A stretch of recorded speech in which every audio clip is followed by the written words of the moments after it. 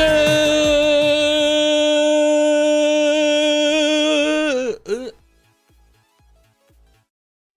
morning, everyone. I gotta fix that. I don't know why that transition ain't working, but something's going on. Hi! Hello! Good morning! Oh, happy Thursday, everybody. That's right. That's how time. It turns out that all it takes for me, to know what day it is for me to be extremely tired, to be a sleepy little guy, and I lose the power of cognitive thought, but instead, I gain the power to know what day of the week it is, which is pretty impressive, if I do say so myself.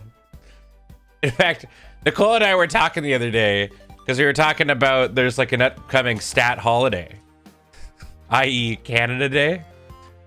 And I told her I didn't know when Canada Day was. Because I don't know the stats. I don't know the statutory holidays. I know like the big ones that people talk about. I know Christmas and Thanksgiving. That's a big one. New Year's. I know when the year changes over. I think that's pretty good. Yeah. So, I'm getting there, but I mostly know what time it is by what streams I'm doing. I know days of the week. That's where my skill set is. Which is like only like a little pathetic, I wake up and I go, it's Wednesday, and people are like, wow, oh my goodness, he's so smart. How are y'all doing? How's your week been? It's been a busy one as usual, but for the most part we're pretty much back to the old grind arena, which makes me happy. And speaking about grind arena, look at all these subs coming on in. I don't know what that means. I guess I'm grinding you. No, Mega DOS, thank you very much for 72 months. Welcome back. That is a lot of months. Thank you. Thank you. Urkaj, brand new follower. Welcome, friend. Hope you're doing well. Happy day to you. Symbionus, thank you very much for that 10-month Twitch Prime. Apparently I was messing with that button earlier. Let me set it back to its old. Let me set it back to its old moment there. There we go. Prime. Vino, thank you very much for 8 months using that Twitch Prime. That's pretty good. Ooh, maybe a little bit more. Oh, yeah. That's pretty good. Wake up, grab a brush, and put a little makeup. It might surprise you. This is all natural, baby. Sometimes I'll powder my face because you can see that I get like a really big shiny forehead. My forehead too smooth. My face too clean. But I walked from the bedroom to the shower to this room today. Freya, thank you very much for 28 months. Is too warm. I'm melting. Yeah, it's gonna get fucking toasty today. I should probably turn this air conditioner on at some point. But for now, I'm wearing shorts. I got no sockies on. I'm wearing a t-shirt, so it's nice and cool for me. But Ben, have you become an indoor cat? I mean, maybe. But Gus doesn't walk to the shower. The apartment is his shower. That guy just cleans himself wherever he wants. I have to take it to like the special box on either side of my apartment. Real legit streamer. Thank you very much. Now you're a ball. For 62 months. Thank you. An Eldrazi trainer with that 2-year Prime. Welcome back. Thank you. Thank you. Become orb. Become one with orb. Remy. Hi. Is mom going to work? Hi, puppies. He's still not sure if he's going with you or staying with me, so he's like watching the door. Yeah, he's like, I don't know what's happening. He's like, hold on, I gotta wait for you to go out the door before I'm able to sit. Eh? You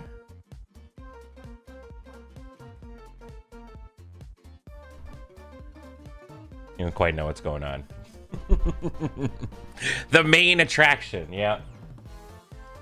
The bed that's right beside me, we have to keep moving it in and out of the room because for whatever reason, Gus has decided that any sort of bed-like object in here, he's going to pee on. Just in this room.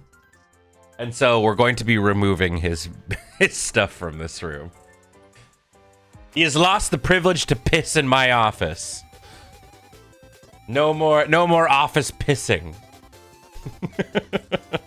Because typically his litter box is right. One of his litter boxes is right here. I'm gonna get rid of it. Yep, he's losing pissing privileges. He has to go to the other side. Which honestly, for the days where you know I'm a little bit late getting here, makes it just a little bit less stinky. You ever?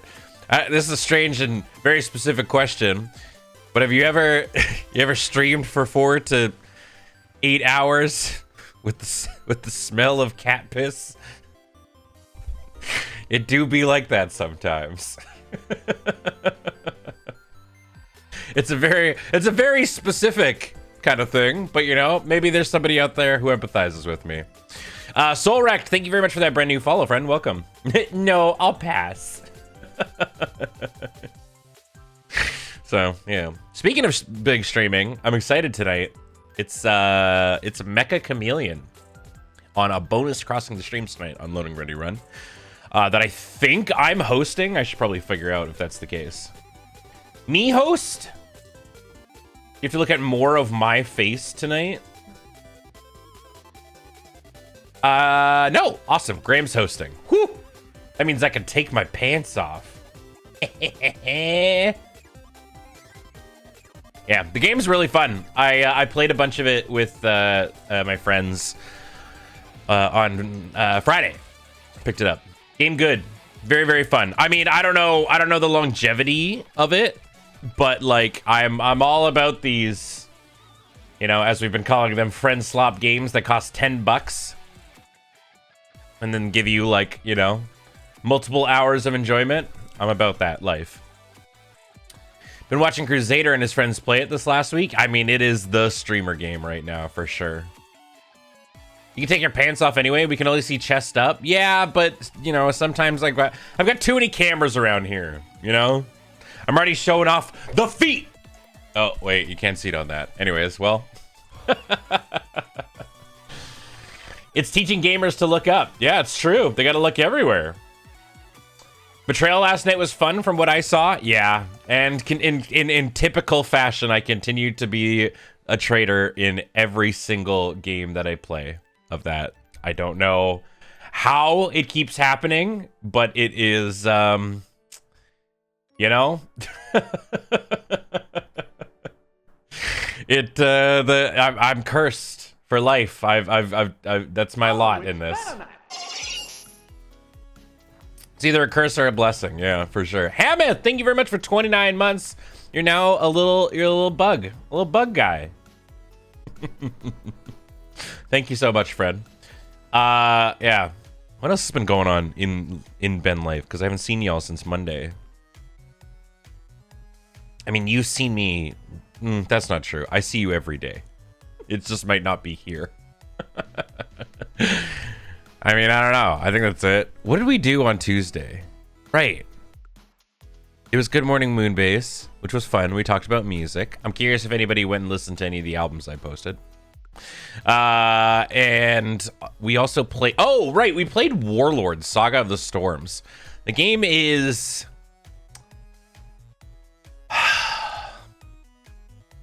I think I was enjoying it. I think I'm struggling. I think I'm struggling with a D20 system in a card game format. I think I have to remove myself as a card gamer enjoyer from the equation and just to enjoy it for what it is. Because imagine Magic. I mean, coin flips are a thing in Magic, but it's just like, imagine you have like a sick line that you do, but then to execute it, you also like, and there is no like other line that you could take to avoid it. It's just you have to roll a d20. And a lot of the times it's just a raw d20 roll to beat some sort of AC. And it was you know, so at times both for Ben and I, we were both just like, we would do something really, really cool and then roll the dice and they would fail and we're like, well. So it's like, I think I enjoy, I mean, I think that we both really enjoyed about it was like the card art. The art style was extremely old Magic, which is like, you know, and there were actually magical artists on there, but just like, it had like extremely old fantasy looking art, which I'm a sucker for old fantasy art. There was a card, what was it, like War Horse?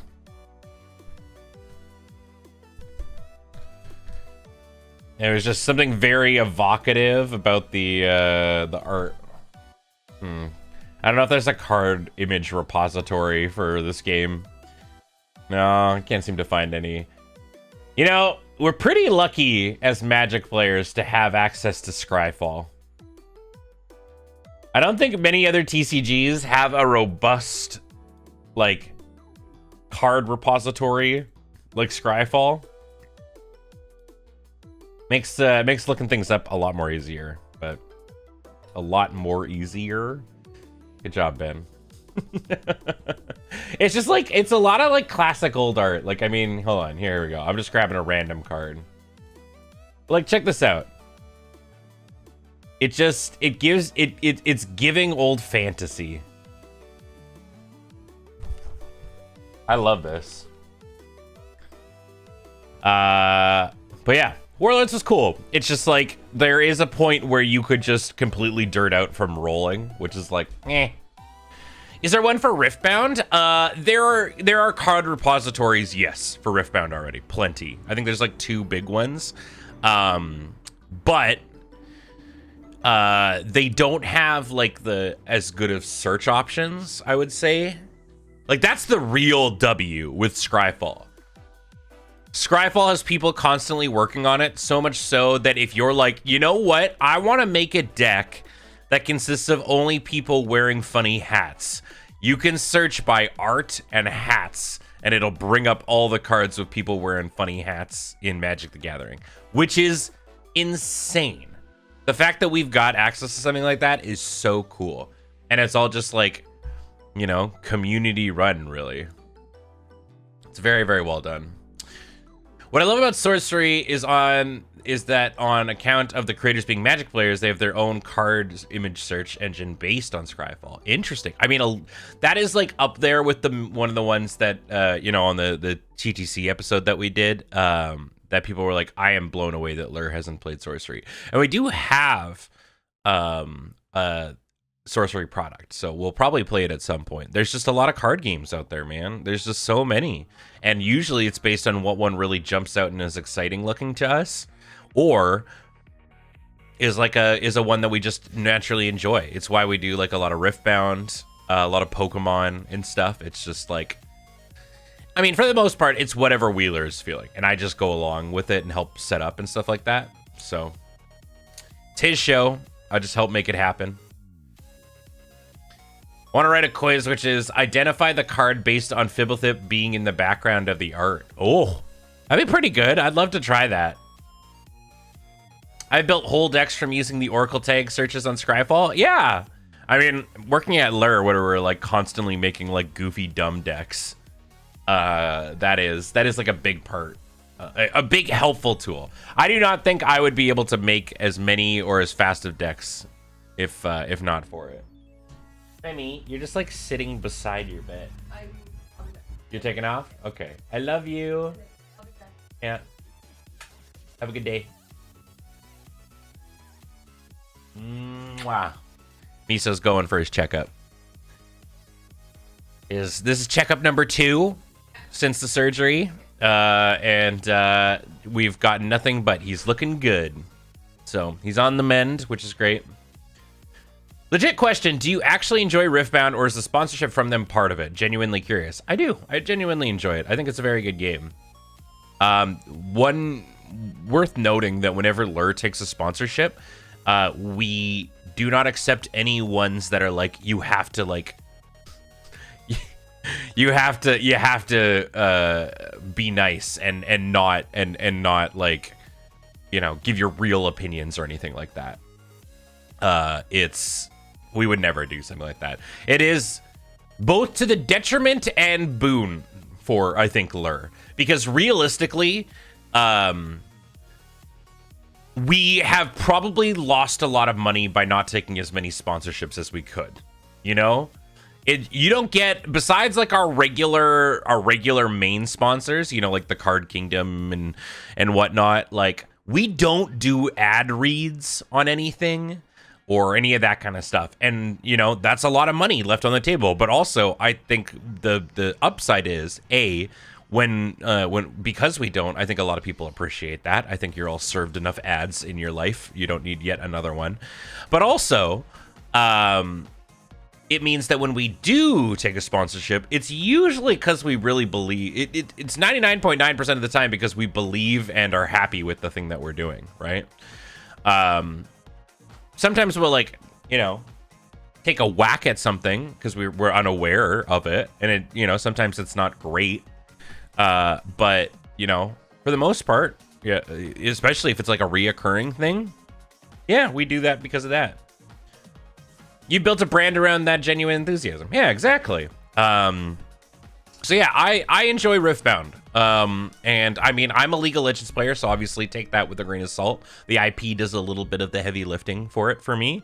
But I do think the game is genuinely good, to the point where Nelson, who is not really much of, who does not really play League or anything like that, is teaching it to his kids.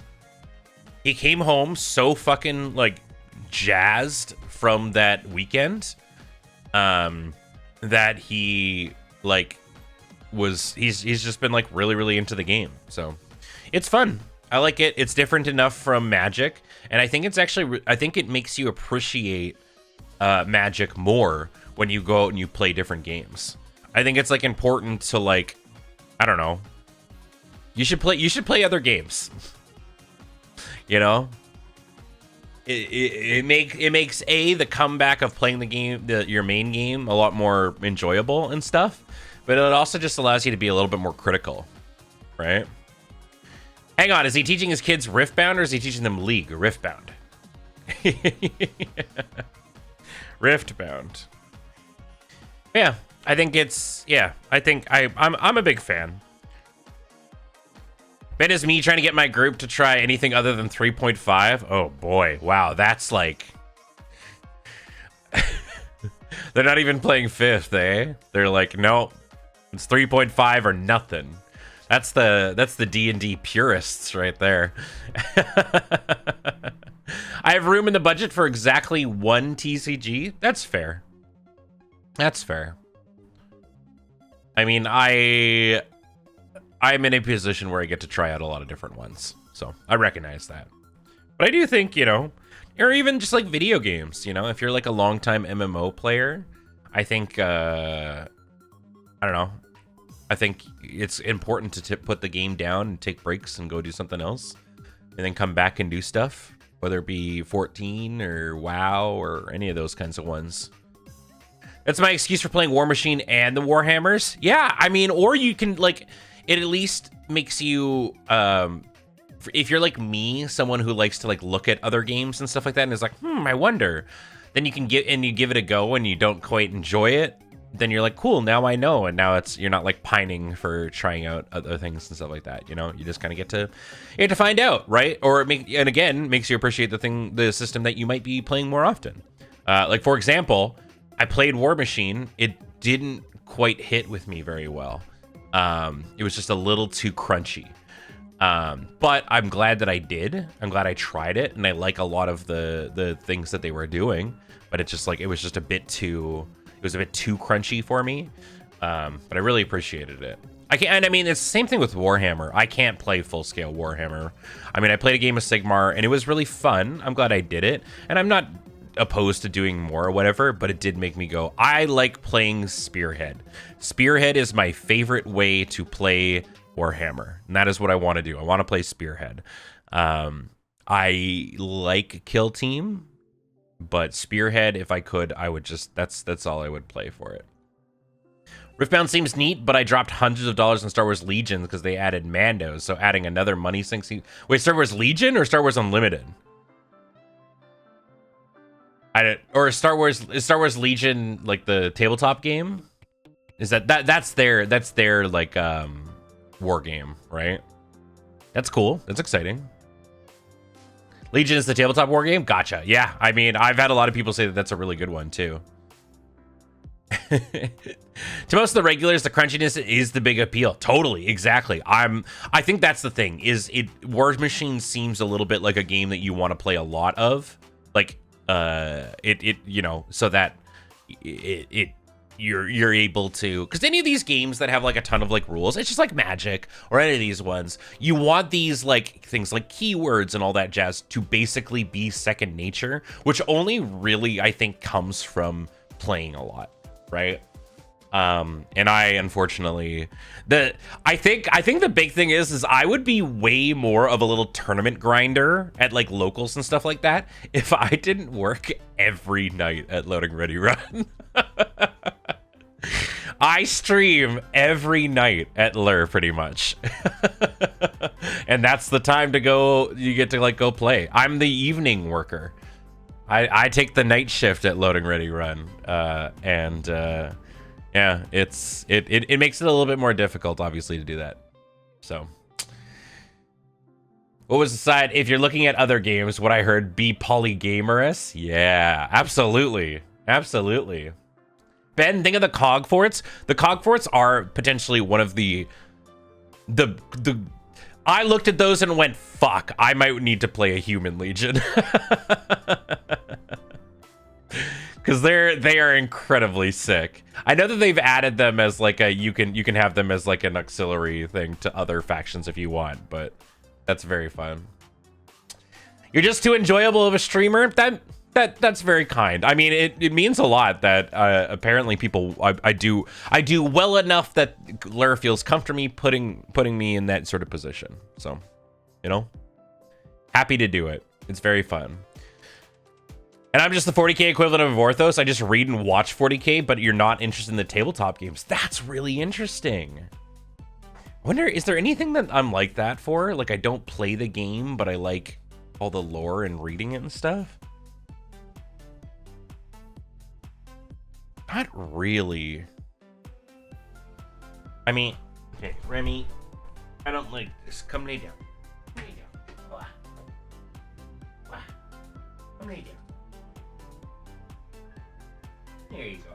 Oh, he's like, Remy's just fully going to town on my leg. He's a licker. Yeah, I don't think there's anything that I'm like that. I mean, or at least just like for the aesthetic and stuff. Like it is interesting. I'm the opposite, where 40K lore does not interest me. I like playing the games, but like the lore stuff, I'm just like, it's just a little too much for me at times. I like the lore of the Death Stranding games, but I won't play them. Interesting. Yeah, I'm like, if I'm into a thing, I do the whole thing, I guess. I'm like, I'm buying in for the whole portion. I'm like that with some Final Fantasy games. Okay, yeah. Yeah, if I really like the game, I'm looking at the lore. But like, it has to be lore. Interesting. Like, it has to be lore that I enjoy. I get lore that I enjoy. I like, yeah. But like, I can still enjoy a thing if I find out that I'm like not super feeling the story and stuff. Lore that you enjoy, yeah. Like, it won't. I would prefer it to be something that I am able to, like, you know, glomp onto. But if not, it's not a deal breaker for me. I mean, I think the best example of that, God, I think about this all the time. Was like, I went to a Monster Hunter party. It was like PAX many years ago. And this was when our friend Liz, who you probably know from Desert Bus fame, or many other things. She's had her hand in a lot of pies. She was with Capcom, and she made a big Monster Hunter party at PAX, where it was just like they rented out like a massive space and just dressed it up like it was a big Monster Hunter zone, which was very, very cool. And this was to promote Iceborne, I think, which is the DLC for World. And so she got us in, and it was incredible. It was so cool. One of my favorite like parties I've ever been to. But it was myself, Adam, Graham. So me and Adam being like the fans, and Jacob came with us. And Jacob knew nothing about Monster Hunter at all. But like between entering and seeing everything, and then us going over to the buffet station, and there was Big Mom Cat, like, you know, they had like a whole section where she was like making stuff and whatnot. Giant dragon or like wyvern on stage. And like all these like areas and all the music, and everyone was like dressed up and stuff like that. And Jacob just kind of looks over to me, and he's just like, what is this game? How, like, where do I start? And I was like, honestly, like, World's a great place to start. It's a really, really good game. He's like, cool. And like, okay, so like, what's the story? What, like, is there like a lot of like deep lore here? And I was like, he's like, no.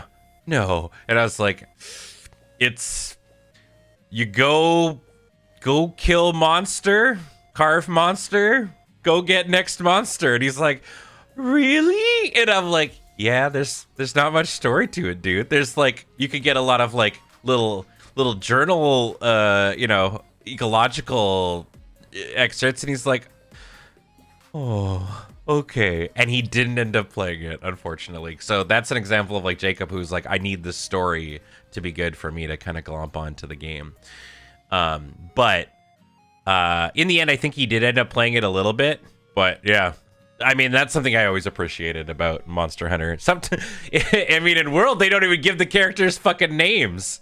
But yeah, you hunt monster. Yeah, it's right there in the title. I still need to try the Monster Hunter story games, though. I know that I would enjoy them. But yeah. Yeah, it was a very fun time. I really enjoyed that. Does what it says on the tin. Yeah. I tried Monster Hunter 3 Unlimited on the 3DS, and it just didn't do it for me. I didn't like Monster Hunter until World. I think World, for me, in my opinion, I think Monster Hunter World was the Fire Emblem Awakening of the series. I mean, it was, Monster Hunter was doing fine, but I think World became the most accessible of the games, and like really, because I had played a lot of Monster Hunter games before, and I was just like, ugh, this is slow and clunky and all that kind of jazz. And then World was like just so clean. It was really, really nice. But like the other games are great. Do not get me wrong. And I actually think that when you play World, you can more easily go back. It's just like it's a different world a little bit. You know, I've only played World and Wilds. I like World and Wilds was all right. Wilds I fell off of a little bit. I played the whole story and stuff, and then I didn't really play any of the patch content. But I played a lot of Wilds. Like, I'd be curious. How much time did I put into Wilds? I feel like I gave it a solid run. And I played a fuck ton of Rise. I liked Rise, but I recognized that was probably the Rise is a polarizing one for people. Rise is like, now we're getting a little bit too mobile for some people, and that's fine.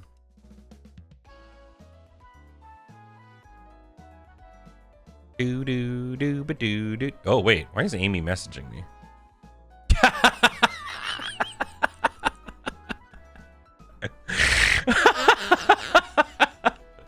I have a DM from Amy on Steam. That's just, Kingdom Bart is darkness. Thanks, Amy. Thank you. It's true. Yeah, she's seen that I've been playing much of it. All All right. So for, let me see, Monster Hunter Wilds. 80 hours? I mean, that's actually not that much. I probably should have put in way more, but the game's good. It was good. How much did I, actually, here's the thing. How much did I put into World? There we go. 350 hours in World. Yeah, that's my game. And then Rise. Rise is really interesting because I own it on both the Switch and PC. So on Switch, it would have been more hours because that's when it originally came out, I think. And then Rise, I picked up on PC later. Because there was no crossplay, I think, at the time. And that's got 107 hours on it.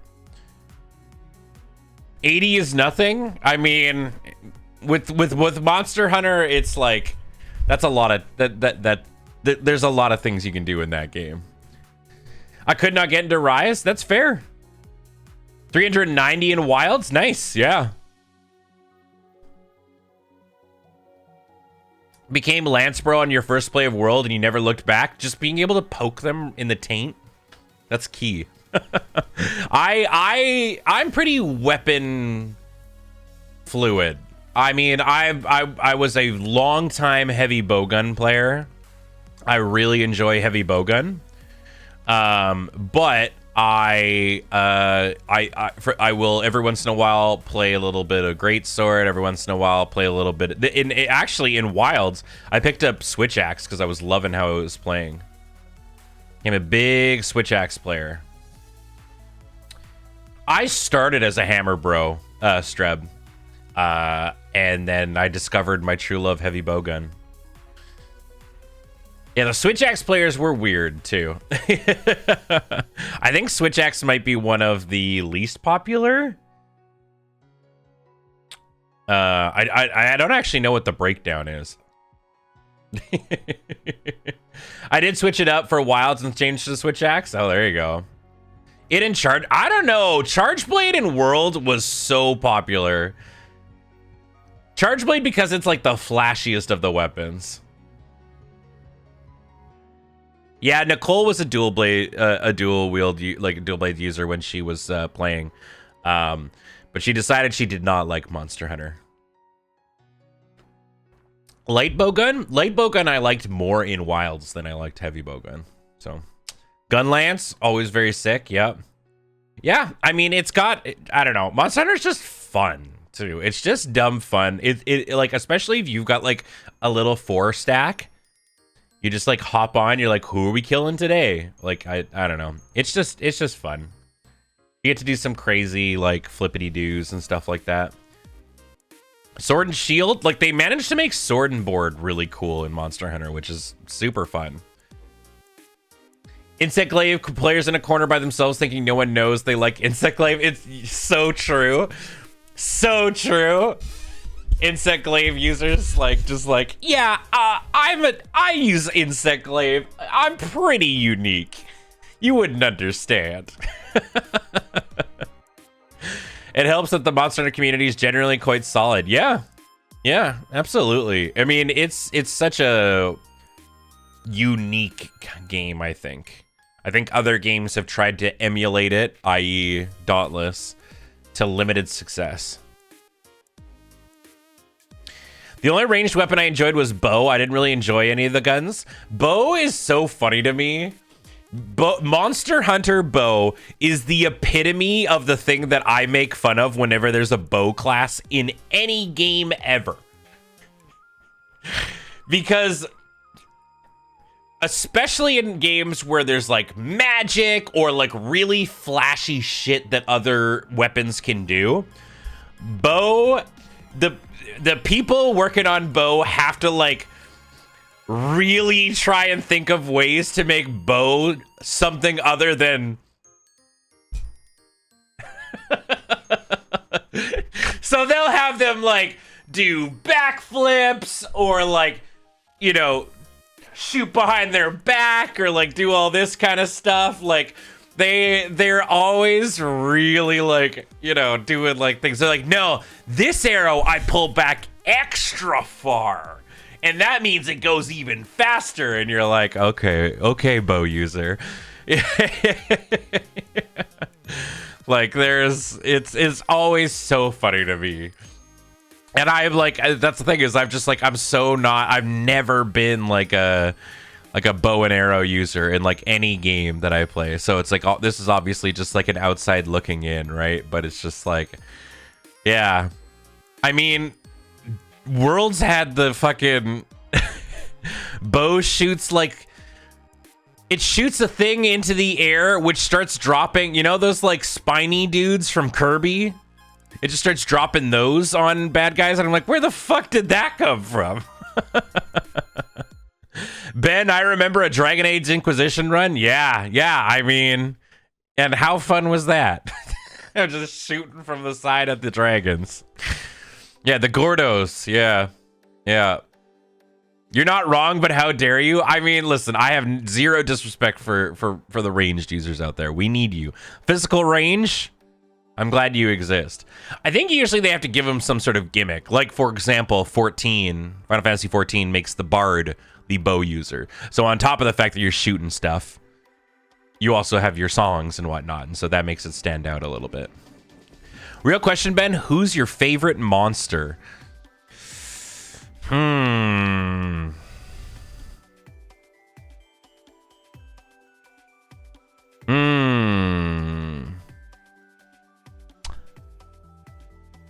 God, that's really tough. I'm a big fan of Mitsutsune. I think it's a really cool monster. The Bubble Dragon. I think they're really cool. I just like their design. They're very different. Yeah, very, very fun. Nergigante, that's a hella answer. It's really scary in Wilds, yeah. Alternatively, if we're talking like big ones, am I allowed to say the Leshen from The Witcher? I really like that fight. It beat my ass, but I like that fight. I'm trying to think if there's any other like fucking ones that I liked. Oda Garen's fun. Yeah, he's the big bony boy. The fight kills my hands. Yeah. No, I mean, yeah, I really enjoy Mizu. Val Hazak is very cool. That's a good design. Spooky Death Dragon. Are we counting crossover monsters? Omega's my favorite. Omega's my favorite because is a fun one because I've fought Omega in 14, so I know my Starbirds and my Larbirds. I've had that shit ingrained into my brain. So that makes that fight a lot easier. Yeah, there's been a lot of, I love the crossovers they did.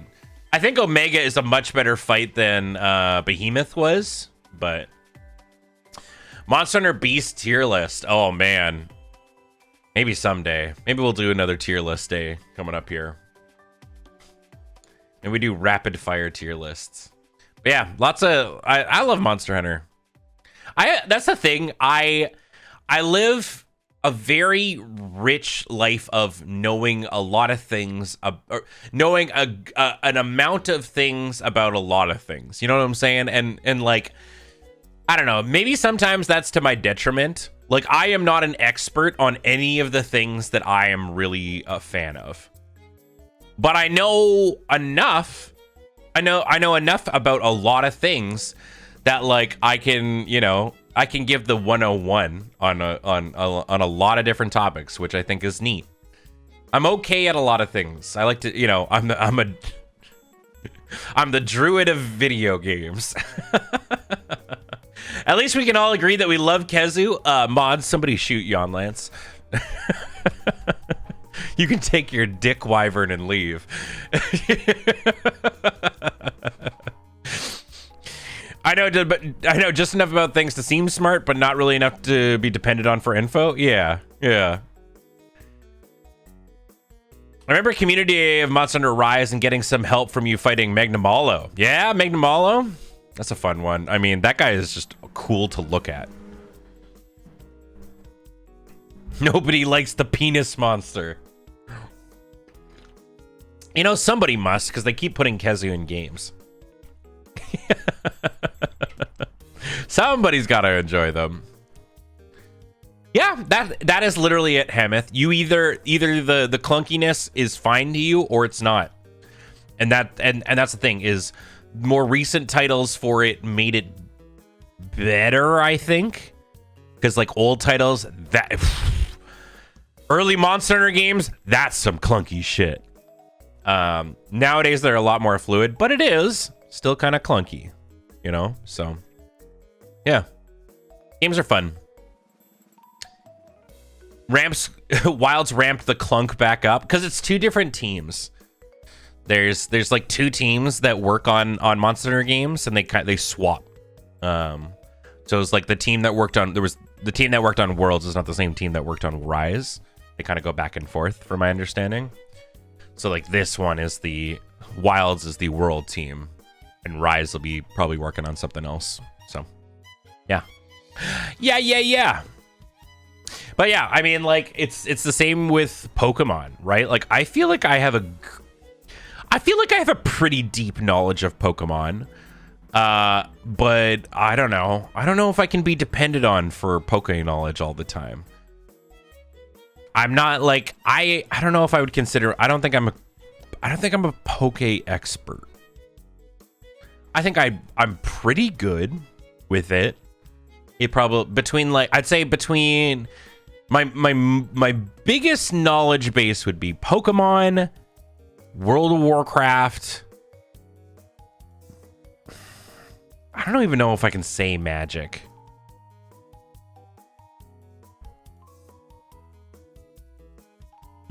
Probably not Magic. Yeah, I could be like a Poke professor. Poke professors make mistakes all the time. Yeah. Buntech is clearly the Poke expert, yeah. I mean, like I said, my biggest knowledge gap is being able to look at a Pokemon or being able to... It's really bad for Pokédoll. It's being able to be like, this Pokemon is from Gen 5, and me to be able to open the Gen 5 repository in my brain. A lot of the time, I can look at a Pokemon and go, that's from that gen. But, yeah. You're a World of Warcraft expert? Name all the NPCs? I could go pretty far. If you got questions on Metal Gear, I'm your man. Don't ask me otherwise. Ooh, okay. Great. Now I know that I've got a Metal Gear guy. If I got Metal Gear questions, the freak is there for me. I mean, I know a decent amount about Kingdom Hearts, but every day, like even on this playthrough, I'm relearning things. I recently learned about damage storage in Kingdom Hearts. Do y'all know about this? Damage storage is a wild mechanic, but it's used for speedrunning. So basically, it's not a bug, but it's a speedrun tech where if you are doing a hard mode or pride mode playthrough, you can turn on, there is a ability that you can turn on that starts making it so that you can, it makes it so that you earn no experience. It's called XP 0. And it's so that people can do level 1 playthroughs. But it also has a fun little mechanic to it that when you do an attack and you end that attack with a finisher, it stores damage effectively in a weird fucking way. That then when you use magic or summons, it like adds that damage plus some more to your magic damage. So there's a speed run. You're actually, I could bring this up because it's a 15-second video. So in hold on, Kingdom Hearts. Oh fuck, Kurt Ziza. In Kingdom Hearts, there are extra bosses that they added in Final Mix that typically you want to fight around level 75 or something like that. They're quite difficult. Yeah, so there's a technique that you can use called damage storage, where oh my gosh, I'm gonna have to redo this video here. Where you do your little combo, then you summon Mushu and just have it rapid fire at the thing, and it does an insane amount of damage. So you can let me refresh this here. Check this out. So this is a level 1 playthrough. This boss has like 6 health bars. And they started with a thing, shoot it with Mushu, and it's dead. 15 seconds. They literally just shoot it like this. This is how you know, too, that they have no... because they don't have the scan ability, which lets you see the health bar. And I just learned about this recently, which is wild. So you can't use it for every boss. Only ones that like, basically only ones that can be hit by magic and stuff like that. But it works with fire. It works with most things. Mushu is just the easiest because, you know, shoots really fast. But yeah. It works out well, and I was like, "Oh, that's neat. I'll try." You know, I'm just doing like a completionist sort of run now that we're done Kingdom Hearts 1 and on to Chain of Memories. I've been playing it on my own, and I was like, "Cool." You know, I've beaten Kurt Ziza the old way. Let me try this way. Let's see if it works, and it does, and it's wacky. I used it, and I killed him in like 10 seconds. It was wild. But like that, for example, only works in places where you can summon. So I can't when I go take out Phantom, I can't do that. So yeah. Dream drop distance taught me that all you need in Kingdom Hearts is a copious amount of balloons. True. And that's the thing, is like when you're coming back, I love coming back to a game knowing what the cheap strats are when you're just like there for the story. You're like, I just want to get the story and the feel of the game. So for example, I know, because I've played the fuck out of Chain of Memories, that if you want to clear that game in no time flat and have zero pushback, you fill your deck with cards that allow you to use Sonic Blade, and that just kills everything. Unless there's something that flies, in which case you need something special for that fight. But you just Sonic Blade your way through that whole game. You do not have to use any brain cells. And so that's what I've been doing. Sonic Blade, and then, yeah, and Lethal Frame is also really good. Yeah. Yeah, Blizzaga for random encounters. Yeah, seriously, Phoenix.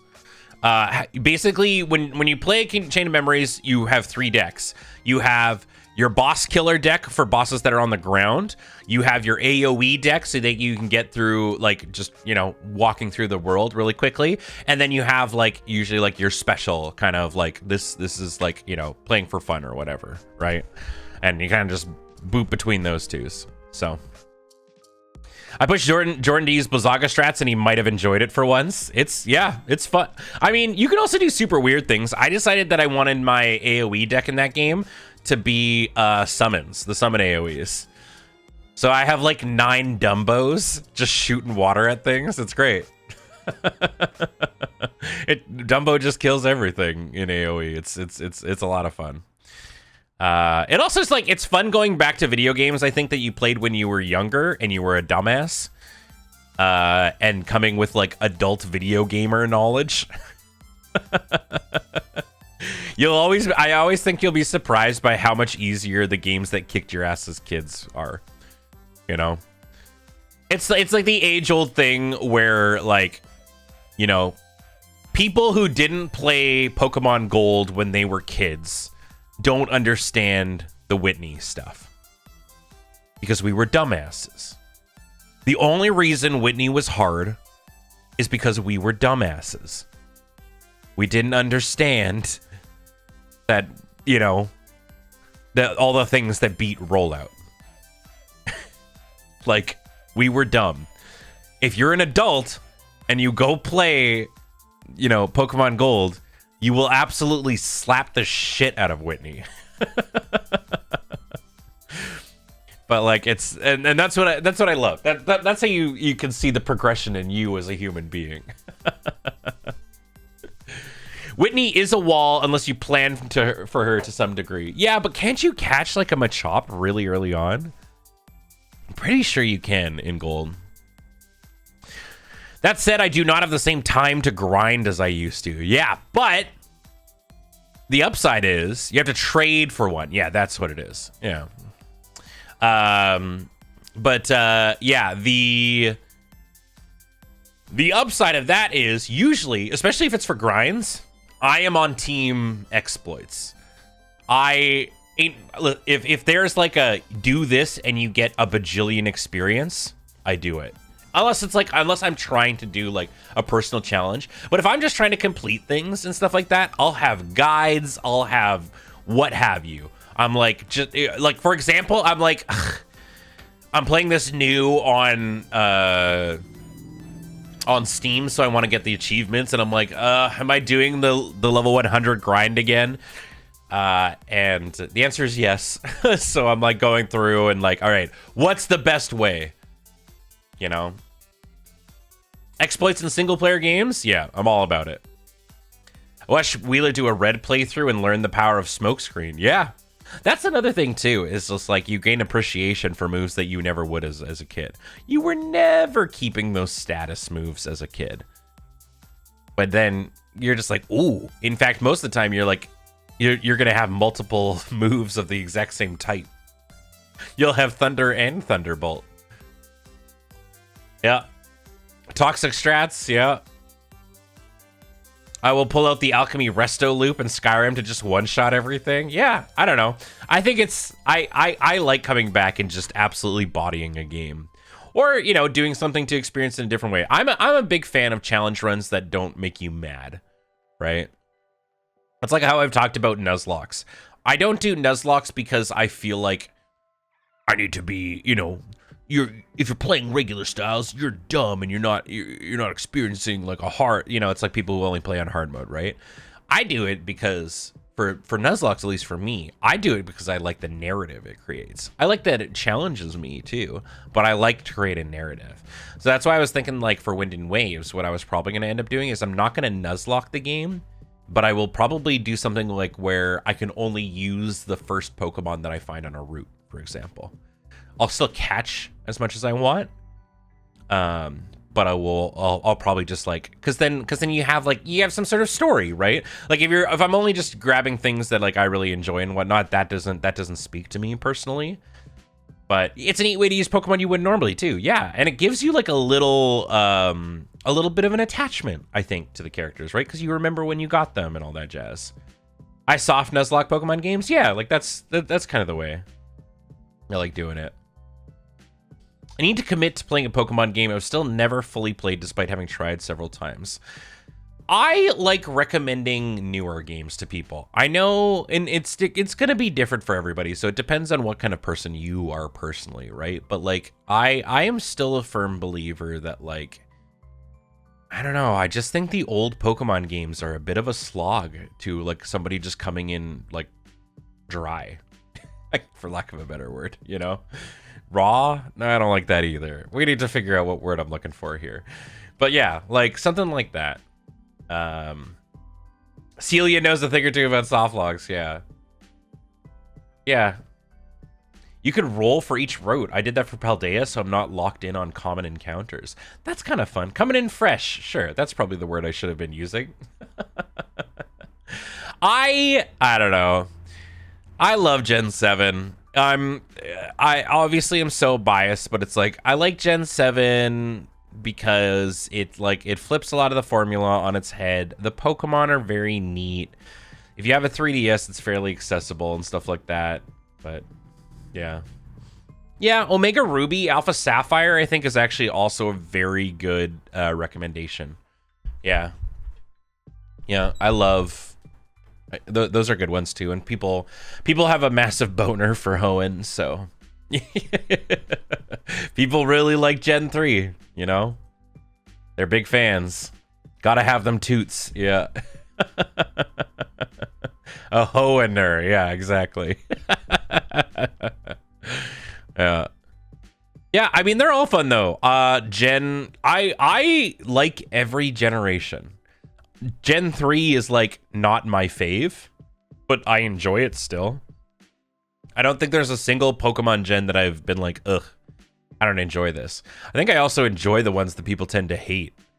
I don't think a lot of people liked 6, but I like Kalos. But I'm also I find that people tend to people don't seem to like the big like group of buddies following you around. Like I think people had the same problem with Gen 5 with like Cheren and Bianca. People don't like the group of rivals or whatever, or friends or what have you. But it seems like people especially really want your rival to be like mean. So people enjoy the Garys and the Silvers of the world, but like people like How end up getting dumped on. Biggest issue with Gen 6 is how underused Megas are. Wait. Hold on, I need to reread what this is. Biggest issue with Gen 6 is how underused... Oh, you mean underused Megas are? I'm confused. Oh, the Megas barely show up in the main story. Got it. I understand what you're saying. I was like... I feel like Megas are the most popular gimmick of all time. I was like, I was so confused there for a second. I was like, everybody loves Megas for some reason. I'm a Gigantamax enjoyer, but I realize I'm a weirdo for that. Yeah, almost no main story character uses Megas. Totally. It should have been much more of a thing. I agree. Sun and Moon was also kind of miserable until you get to the post game. That's wild. I mean, I heartily disagree, but that's fair. You know, you're like, everyone's gonna have their faves. I appreciated that Sun and Moon was like, hey, what if gyms are actually really boring and we do something different? Hey, what if we stopped forcing you to learn HM moves and gave you ride Pokemon? Stuff like that. That's why I believe that, you know, I think Gen 7 did a lot for the franchise. Most Pokemon games are a slog by nature. Sure, that's fair. Yeah, I mean, any game. I think a big help too was Gen 7 with getting rid of random encounters. I think having Pokemon walking around in the overworld as opposed to you not being able to move through the grass at a proper pace is huge, massive. I like the ride Pokemon. It was just so linear. All Pokemon games are linear. All Pokemon games prior to that are linear. Even the ones that are like open world, like in today's universe, are linear to an extent. I feel like every Pokemon game up to like 8 was linear, and even then. What I'm learning about in the last 5 minutes is that Pokemon fans agree on nothing. Yes, you're getting it. But also that the Pokemon franchise is just so massive that it's able to create fans of different facets of the thing, which I think is awesome. Rail-breaking Pokemon has always been almost impossible. Yeah, the franchise is just so huge that there are going to be the people that enjoy the first gens, and there's going to be people that enjoy the later gens, and it's great. I love that. I think what a lot of people, as Faye is saying right there, is that we definitely Need more spin-off Pokemon games. Welcome back. He's just excited you're home. No, he's trying to dig his way under your desk. Oh, yeah. Yeah, he does do that too. Yeah. Okay, bye again. Okay, bye for real. Love you. Was he okay? Yeah, they said that it, like, healed very quickly. He looks very good? Yeah. Yeah. Good. He's on the mend. I'm the man. I love you.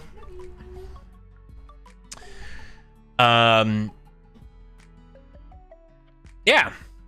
Yeah, I think that's the thing with literally every franchise. Doesn't matter. Your favorite game is no less toxic and or better than any other game out there. Doesn't matter which fan base you're a part of, you're toxic. And that's the way it is. People like pointing at other ones, but oof, there is no escaping it. Do you enjoy a thing? You're toxic. Like Kingdom Hearts franchise fans, some people hate Chain of Memories, others love it. No, absolutely. I'm a Chain of Memories enjoyer. I think Nicole is enjoying the story, but I think she thinks the card system is the stupidest shit she's ever seen in her life. Yeah. Not me. I'm a FromSoft enjoyer. We're perfect. I hear you're getting Bloodborne on the PC. That's exciting.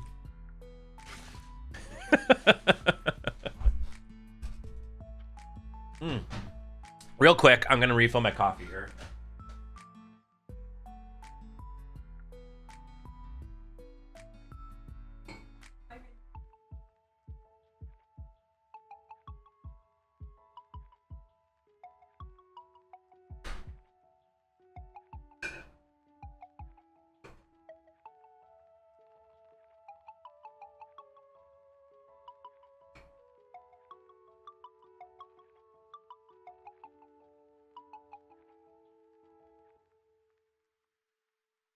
Yeah. Ugh. Did Ben just lie to me about Bloodborne? I thought I saw a friend talking about Bloodborne getting a PC release. I thought I heard about that. Maybe I'm full of shit. I'm sorry. I definitely thought I saw that. Maybe it was like a re-release somewhere. Anyways, yeah. I don't know. The Atari ET community is pretty based. Yeah, show me their Discord, Bright Spark. Let me know in. I can't tell if it's bait. No, I was being genuine. But maybe my friend, maybe she was fucking with me. People are always saying Bloodborne might be coming to PC. I figured you were joking. No, I literally thought I saw it somewhere. Yep. Whoa!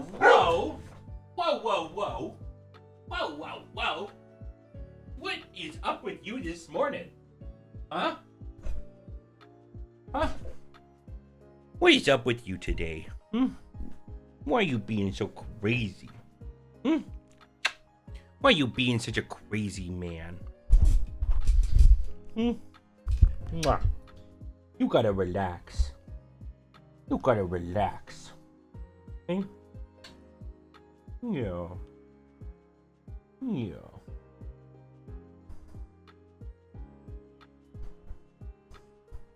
No more barking, okay? Yeah. Alright, we'll lay down. Wow. Fine, you can go under the desk. Remy's mad about Bloodborne. Yeah, that's on me. My bad, everybody. My bad. But yeah, thought I saw it. Sorry. I mean, I'm in the Atlas fandom. All the games are good. There are plenty of story beats they could drop. I don't know what the Atlas fandom is, but that's cool. Like Atlas as in like Atlas Games? Like the developer? Yeah, Persona. Right. Yeah. Okay, cool. I was on the right track. Got it. Would I enjoy Shin Megami Tensei for people who know me? Every once in a while, someone's like, you would like this. You like Pokemon. You think so? Okay. That's the game that has like the dick monsters, right? Maybe if you like the grind. Yeah. It sure does. It can be a bit of a slog without guides. Well. Wow, a lot of people know a lot about the Shin Megami Tensei games. That's cool. Play Metaphor ReFantazio. It's amazing. So, I did. I played Metaphor for about... I got about 15 hours into the game, and I didn't. I gave it a real try. The battle system was a little too boring for me, but I think that's because I didn't unlock everything that I could. It was just not enough for me. Okay, never mind. You won't like Shin Megami Tensei?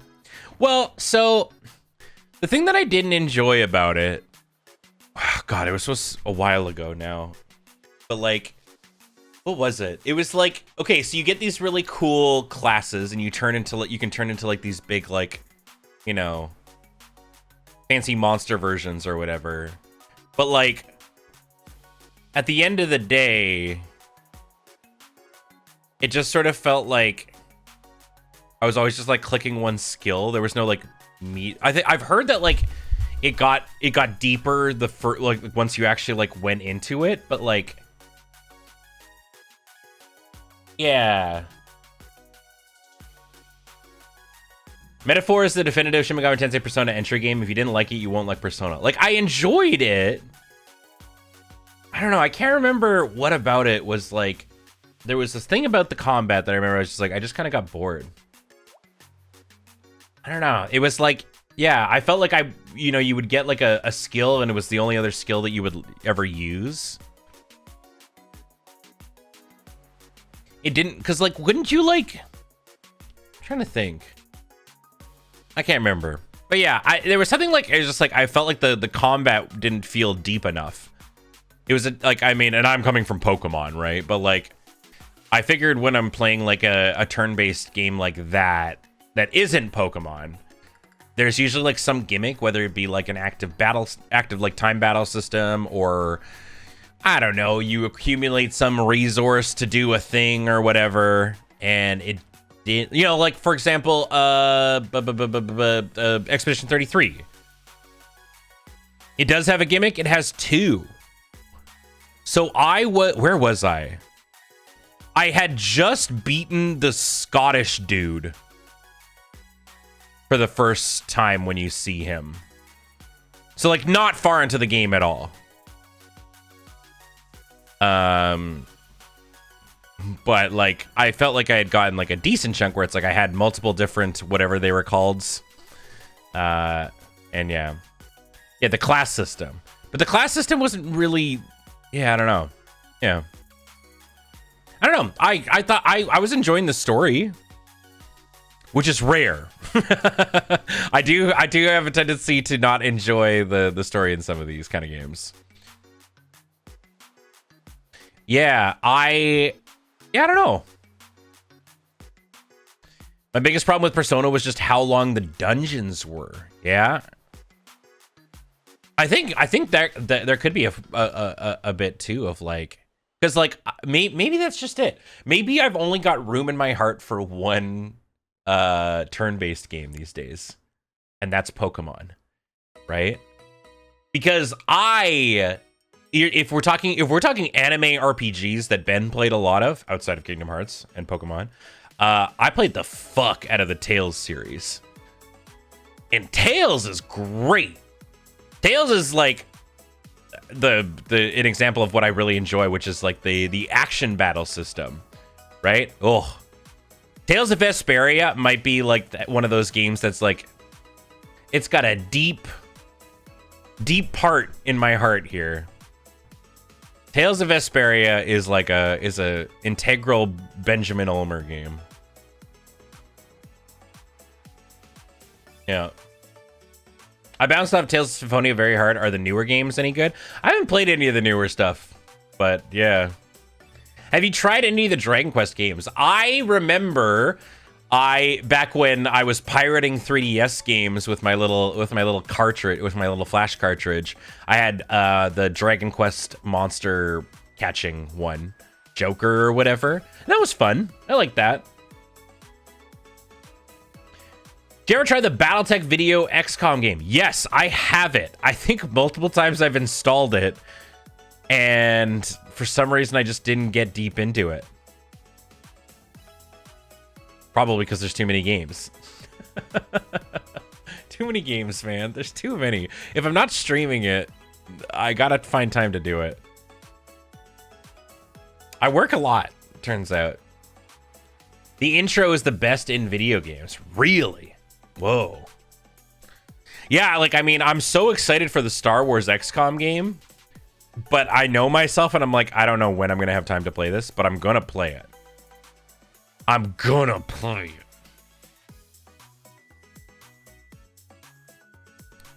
Tales of Grace's I did play a little bit of Grace's, I think. Active combat with RPG mechanics is your thing. Persona 5 Strikers, whips. Okay. I mean, a lot of the time too, how I was getting through a lot of newer games was Game Pass. Game Pass was like the best thing in the world for me because it was one of the few corporate things that I was okay being I was doing non-spawn content for that thing, man. And then Microsoft took just the biggest dump on it. It was so sad. I was like such a huge proponent. It was basically like owning a Blockbuster membership. It was so nice. And then, yeah, and then they just shot it. It was the most anti-corporate run by one of the most corporate, like, you know, people ever. And it's just such a shame. And that's how I played Metaphor. That's how I played a lot of like these like really amazing games that I'm like, oh, well, I don't know if because as somebody who plays can play games but maybe not finish them and like wants to take them slowly or be able to bump between a bunch of different games and whatnot, Game Pass was amazing for that. That's how I played Expedition 33. That's how I played Metaphor. That's how I played Against the Storm. That's how I played He Is Coming. That's how I played South of Midnight, right? Like, it was so nice. Yeah. See, I now have Game Pass at home. We turned on Steam Family Sharing, and my husband... Yes, exactly. That's basically that, right? That's actually how I'm playing Kingdom Hearts right now. And what prompted the replay is my brother bought the bundle because we sold my PS4, which I was like, oh, fuck. How am I going to play all my Kingdom Hearts games again? And I was like, I could probably just steal the offices. But, like, then he had bought it on PC, and I was like, oh, great. I'll just do it this way then. The hesitation almost turned into the Zelda theme. Yeah. Yeah. And it's great too. My dad is on there too. He likes the big RPGs. So like one of my dad's favorite games of all time is Red Dead Redemption. He's a big fan of The Witcher. Those are the ones. He likes the games that he can just like sink like hours into or whatever. He'll probably play a lot more video games once this, and I say motherfucker positively. Once he decides to finally retire, he keeps putting it off, and I'm like, Dad, you should retire. Reminds me, I should check on my brother has Kingdom Hearts on his library. You should. Microsoft just started laying off people to South of Midnight developer. Yeah, I mean it's everywhere. I was talking to Wiggins about it, and he's just like, yep, I can't say too much, but yep. Yep, it's a tough time to be in the video game industry, that's for sure. I mean, he's sentiment for the last 10 years, but yeah, I'm really sad. And I think they've made some changes to it, so I haven't checked it out in a while, but maybe it's worth. Oh, right, my Dead by Daylight. All my Dead by Daylight stuff was through Game Pass. One of these, like, I bought all the DLC, so one of these days I'll just have to buy Dead by Daylight, but, like, yeah. Hubby got me into the Trails series, working on Trails in the Sky 3. Wow! Yeah. I mean, your dad is literally true. Very true.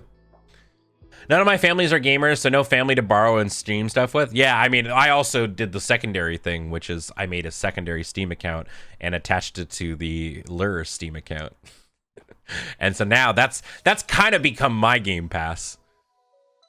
Is I get to experience a lot of the games that other people play. It's very funny though too, because it's just like the streams that just plow through games really quickly or like do it as a one and done. Let me tell you, I get a lot of games from Talking Sim. Have you shown Adam how to do that yet? He hasn't asked me to. I can, yeah. Yeah, Talking Sim is the peak one and done stream of like newer games. So I get a lot of new stuff from there. I think Adam doesn't know that's an option. Yeah. The only thing is like you can't play games that other people are playing, right? So you have to like I watch the schedule to make sure that like, you know, if I want to play a game, it's not going to end up as a bonus stream or something like that. Yeah, I mean, yeah. I'm also in a super lucky position, right? What a terrible problem it must be to have too many video games to play, right? I'm very lucky. It's the same thing with like Magic. I haven't spent money on Magic in a long time.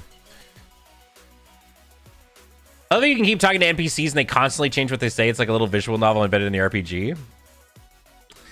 Yeah, yeah, there's a lot of fun games. The problem is like my ADHD is in full effect when it comes to video games. I'm the epitome of the guy looking behind him at the girl meme when it comes to video games, where I'm like enjoying a thing and then I'm like, ooh, check out that new game. And then I go play that and I forget about it. And because I'm somebody who likes to remember all the story beats and stuff like that are going on, if the game is too long, you know, I can't go back to it without, I'll have to be like, well, I got to restart because I don't remember any of this. Whatever will Ben do in September with the lack of games coming out that month? I ask sarcastically. Yeah. Well, I think the one thing that I'm saying is I'm going to, I mean, there's a lot of these new Pokemon-esque games that I want to try. I actually was really enjoying the Witchspire game that I played as that bonus stream on last Tuesday. And I'm considering like playing more of that on stream too. It was really fun. Discoverability really is a problem. I'm going to go through a whole underground to learn about it. Yeah. Yeah, make like a little world me and TQ can play on. I think that'd be cool. But yeah, the Star Wars game is the one I'm most excited about. Story beats are why I haven't beat Digimon World 3. Yeah, I mean, that's also why I'm like hesitant to buy the Digimon Time Stranger. It also keeps going on sale, but like for not enough. They did a sale recently where it was like 50% off, and I was like, or not 50, it was like 70% off or something. And I was like, oh, okay, let me go take a look. But it was on the deluxe edition, which the regular game for Digimon Time Strangers is $93 Canadian. The deluxe edition is $133, and then the ultimate edition is $159. And it was just a sale on just the deluxe edition, which brought it still to like $70. And I was like, well, no. I was like, no. The Steam summer sale starts in 36 minutes? Really? Oh, man. Okay, I had no idea. Well, maybe we'll have to take a look at things. I'm so happy I don't live under the CAD debuff. Yeah, it's pretty rough. Right side is from y'all I get paid in American, so that's cool. I mean, I lose a bunch in the conversion, but hey. New Star Wars games coming up is Pod Racer. Yeah, there's Pod Racer, there's an XCOM game, and there's an Old Republic game. Like, Star Wars fans are eating good in their video game world. I just bought a game on discount because it said it ended at noon. Now it might be discounted even further. You could probably refund and see if you can get it even cheaper. I mean, I bought Mecha Chameleon, which was only $7 or like whatever. And then they were like, we're gonna play it on Learn. I was like, fuck! Could have saved myself $10. Please God, let the KOTOR remake be good, please. Well, I mean, oh right, are they making there's also the KOTOR 2 remake, right, or whatever. But yeah, there's an Old Republic like new game coming out too. Everyone give Ben $5 USD. Ah, yes. Are they still remaking it? I think so. I don't know. There's been like yokes about it.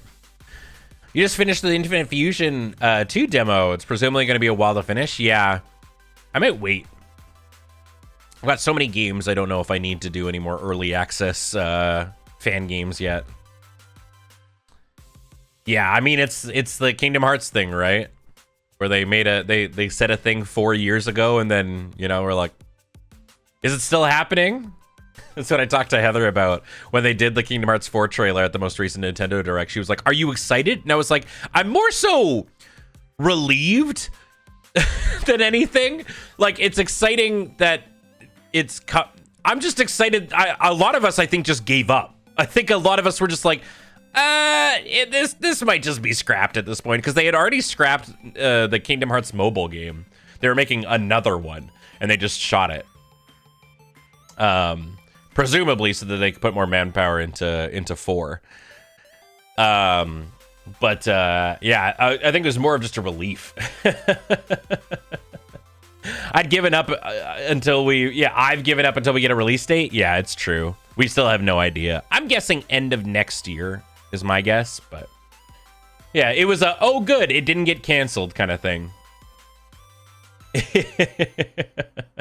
Who knows when it could happen? It's all truly a mystery. Anyway, speaking of mystery, y'all want to do some dull today? Ba-doo-doo-ba-doo-doo-boo. Oh, you know what I should have done? Not make this my main game screen. Give me a sec here. We kind of did this like very last minute. Let me do a thing here. I need to like rebuild my regular screen.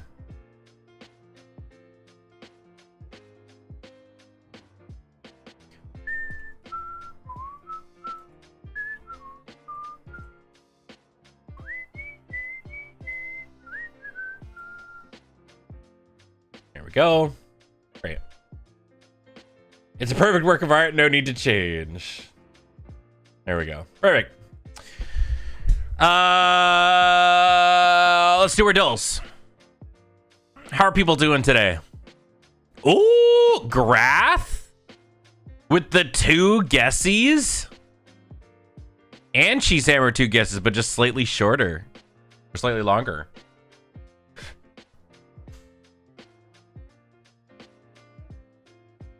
I wonder if there was a game with Kingdom Hearts gameplay without the Disney, but almost the same spectacle. Would I like it? I mean, with the Kingdom Hearts gameplay, are you just talking like action combat kind of style? Because isn't that sort of like, what's the one with the boys? Final Fantasy 14? Isn't the boys kind of that?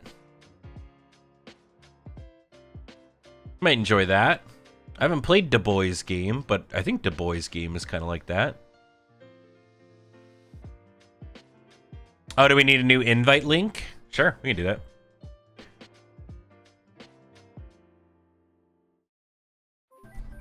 Wait, 14 is the MMO. 15. Right. I was like, no, because I was thinking in my head 15 is the one with the Linkin Park guy. But no, that's 16. Yeah, 14 is the MMO. The road trip one. Yeah. All right. Well, it can't be Scolipede because that was already recent and I missed my fucking chance.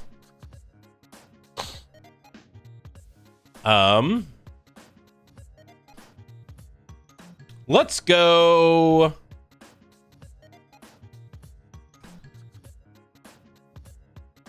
I like Excadrill. I think that's a good safe guess. All right, stage tour, fully evolved. That is brown or gray.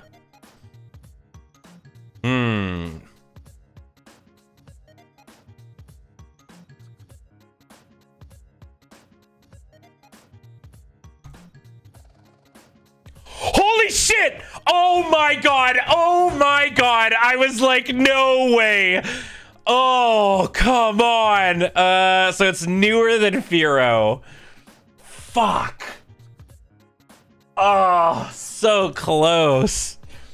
Okay, so it's a normal flyer from a more recent gen. Fuck, that's so funny. And it was shiny.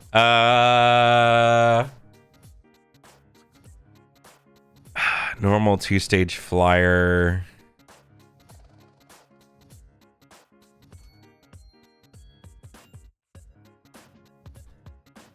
It's only a 2-stager?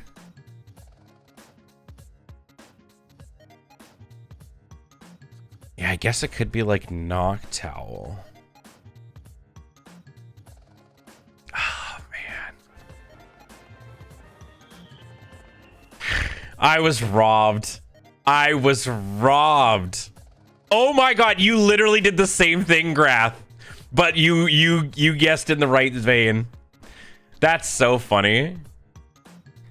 Wow, the Braviary guess is also really good. I had to laugh at myself when I guessed Firo, yeah. Nice guess there.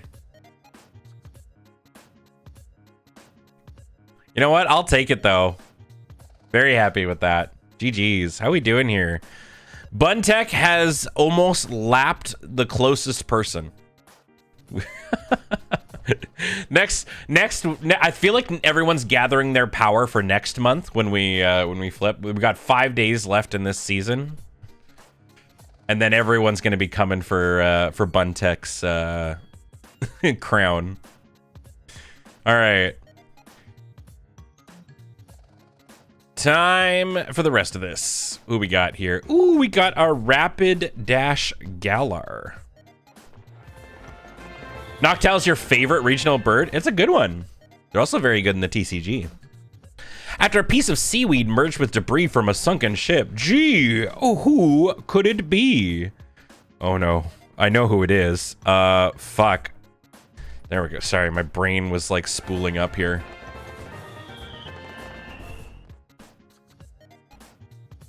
Ah, yes, Buntex Buns. Ooh, my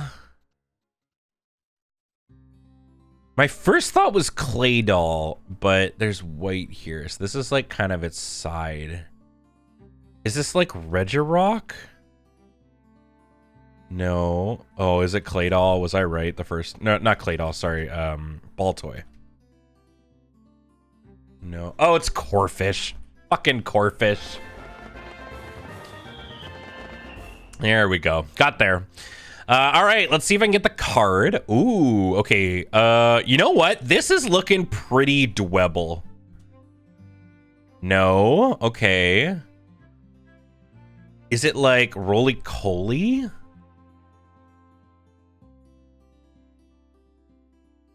Is that an arm? I think that's an arm.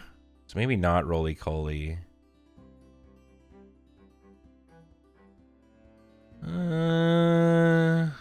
Dude, this kind of looks like a big arm.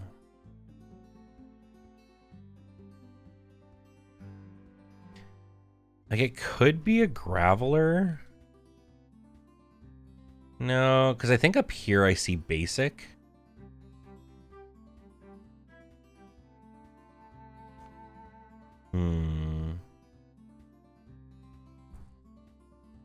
Oh, well. Maybe it is a Graveler. It's not? Oh, is it a wait, color gray?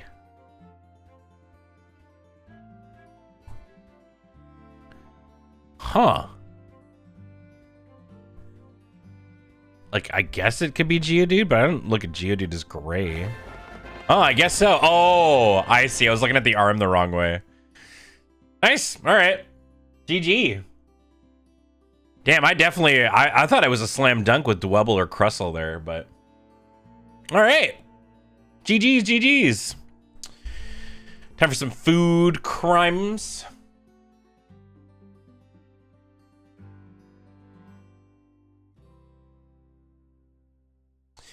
All right, we got a good guest today. Ooh, both of these are really nice. Isada Pastor and Birria Tacos for $14 dues versus Chicken Box.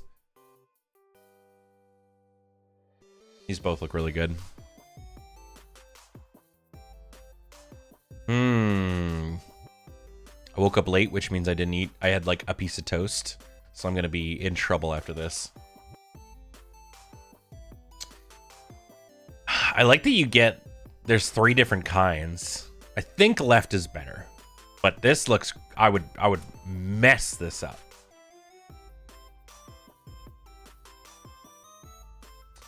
Yeah, Y'all Lance has got the soap cilantro gene. Pie, mushy peas, and gravy, just absolutely coated in wet.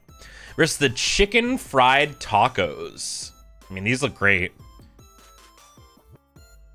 It's like a little difficult to... I think they kind of put a little bit too much zhuzh on top, you know? They're not even open. Like, these are closed, rolled up tacos, and then you just dumped a bunch of stuff on them. But, yeah, obviously much better. And $5. Shout out to Honduras. Steak and ale pie. Ooh, that actually does look really good. It's a little bit too wet, though. With mashed potato, mushed peas, and gravy. It looks like good pie. Versus a pepperoni pizza, you know? Besides the obvious, like, who the fuck is cutting this? This is a perfectly fine pizza. It's not incredible, but we've seen much worse. But, like, whoever gets this slice right here, bummer. This is such a look at the size of this slice.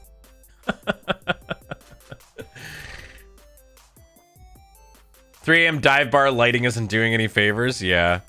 Cheeseburger pickles with wavy fries, worst cut of fries, Coke Zero, and Smart Water for $40 versus the Monster Taco for $26. These both suck. This is such a white people taco night looking ass taco. All the lettuce fell out too.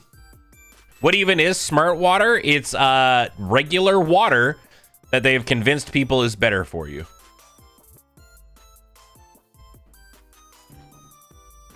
Yeah. Well, these both suck, but I guess the taco sucks less.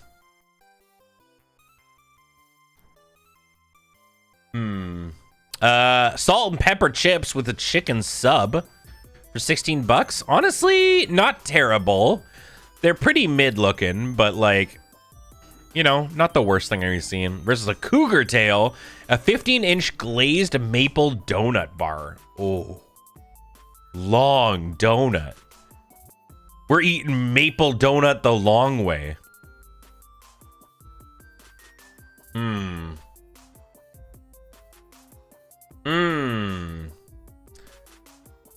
The thing is I feel like desserts don't do very well on Scrandle.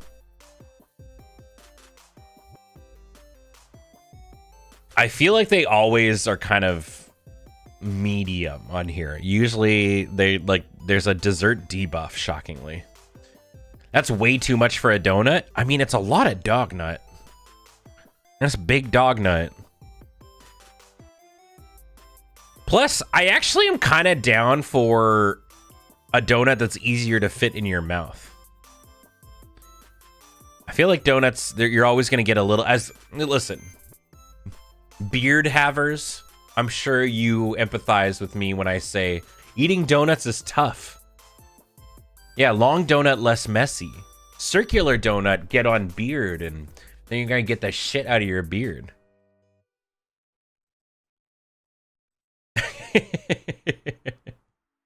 That is what donut holes are for. Please, this is a Canadian stream. Use their government name of Timbits. I'm gonna go left. I think the dessert debuff's too strong. Yeah, see? 44. Chicken and mushroom pie for 10 bucks. Wait, fresh baked pizza and ice cold beer, and you went and got the pie? Versus gammon, bread, and a pint. I mean, $5, I'd be pretty happy with this. And you slap that meat between the two nice pieces of bread with your beer. Ooh. Ooh. I'm going to need to order some food, y'all. I'm actually starving.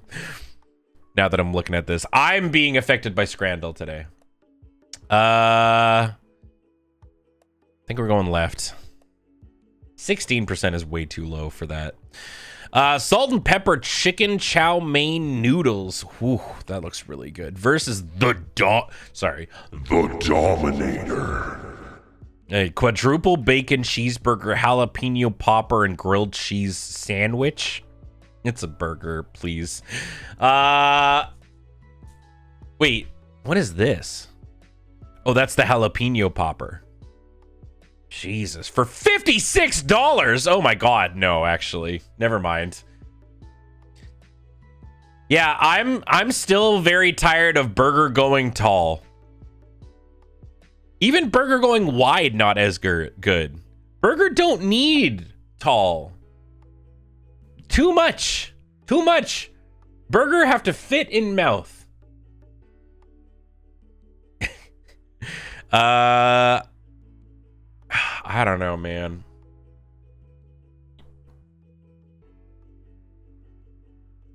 I feel like maybe people are getting better at Scrandle and starting to read the price. I'm going left. 69 though. Turkey schnitzel, that looks good. I'd eat it. Versus the breakfast muffin with tater tots.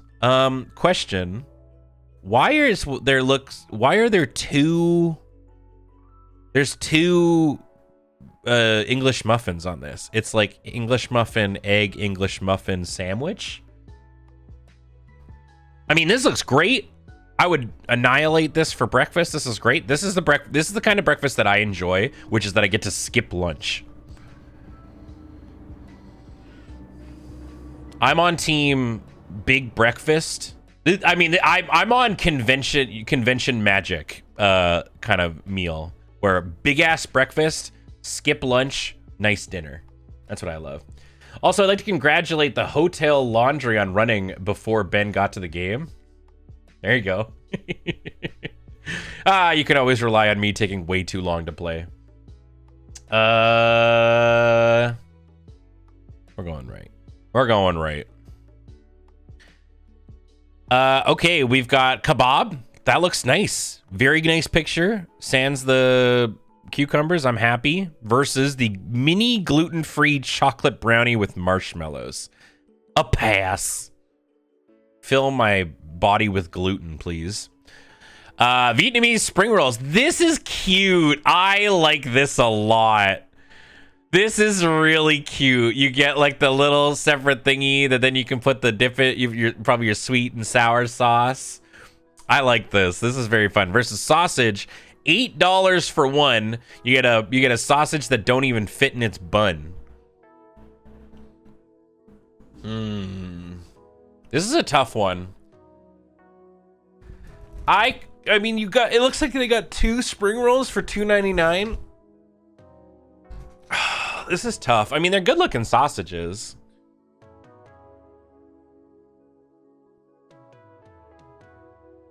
Hell yeah, let's go. All right, finally, pie, chips, peas, and gravy versus the bratwurst that... Huh? Did you get a double dog bratwurst? How do you eat? It looks like you're struggling to take the picture. It looks like you struggled to put condiments on. This whole thing looks like a problem. Dude, I don't know. This is tough.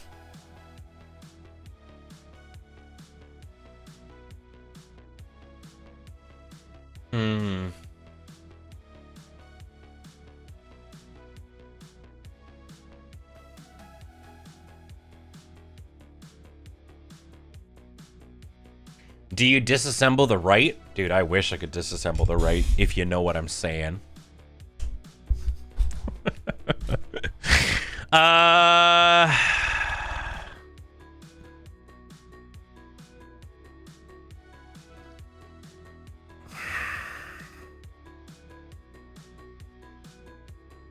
This is really tough. Sausage supremacy has like all but left Scrandle. Used to always be able to bet on sausage. I'm going right.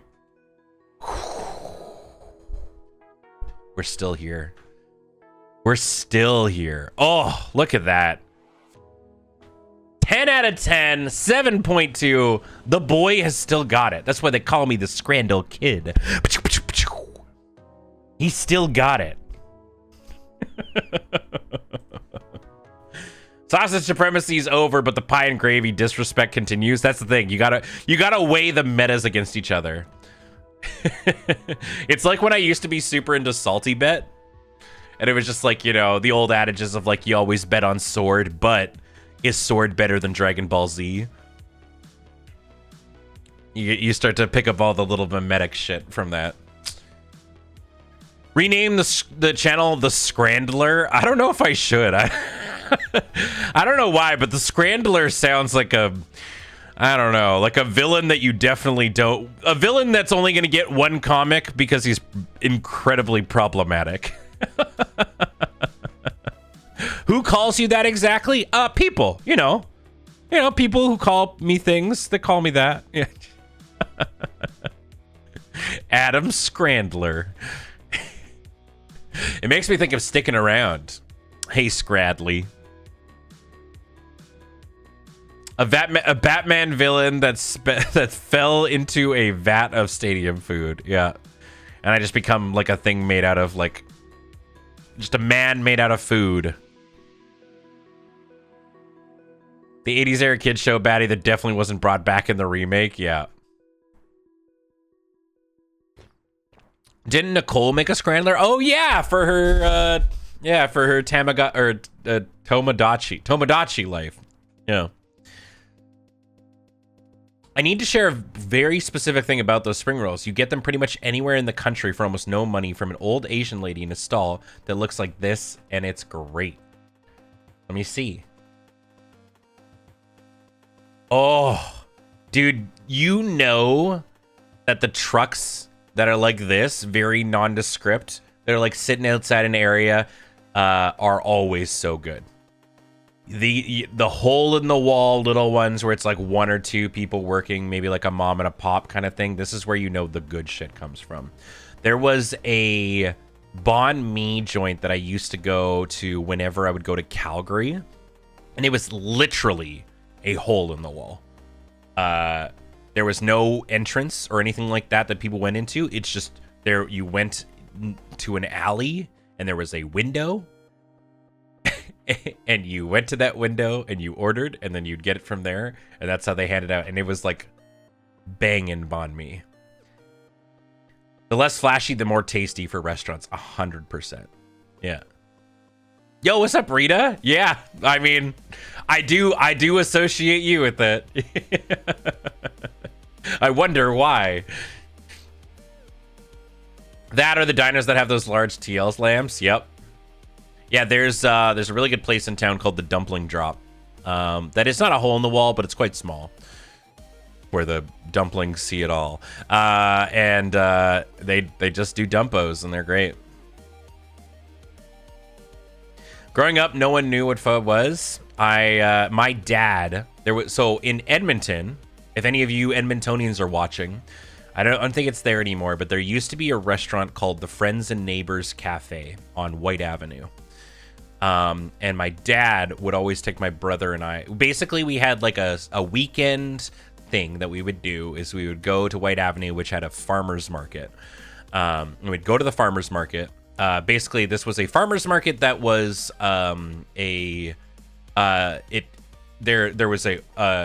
there's a giant firehouse, like where back when that was where the fire department was, that they've since just like turned it into a on the weekends farmer's market. So we'd go to that, we'd get stuff, and then for lunch, we would go to the Friends and Neighbors Cafe. And it was like an all-day kind of breakfasty place that also, it was like a Vietnamese diner, basically. So you could get breakfast all day, which is usually what my brother and I would do. And my dad would get a big fucking bowl of spicy pho. And so pho has always sort of been like prevalent to me. And then to this day, now I'm the spicy pho enjoyer and usually what I'll go for. So yeah. Yeah. Growing up, no one knew what pho was. Yeah. But then you got to hang out with the cool people. Yeah. But yeah. Anyways, good food day, everybody. Good yap. I know why you're here, though. You wanna see the funny video game make fun of me. You want to watch me get my ass beat by memes.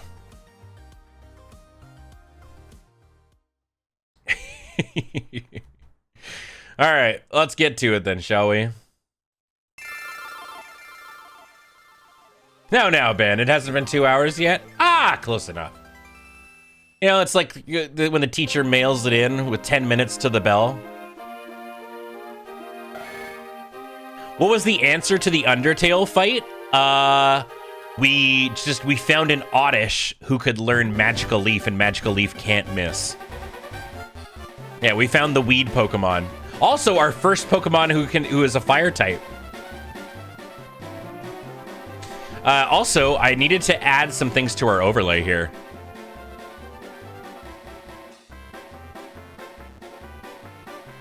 Because we've caught some new friends since then. So we need to add these to the overlay. We've got our new Ditto.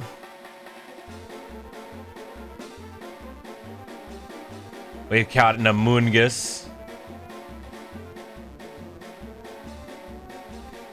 Did you catch Celia? No, we just figured, you know, it'd be good to throw her onto the overlay. Great. Perfect. Let's get on to it. Yeah, I oopsied and turned it into a crab briefly. Uh-oh. Oh, no. Okay, no, okay. It just went really far back. Yeah, we took out Onyx. Yeah, we took out Bruno with our Onyx on Onyx energy. And then we saved here. Back at Fuchsia, right? Yeah, okay, good. What was I doing next? Right, we have the burn heal. So we're going to Cinnabar now.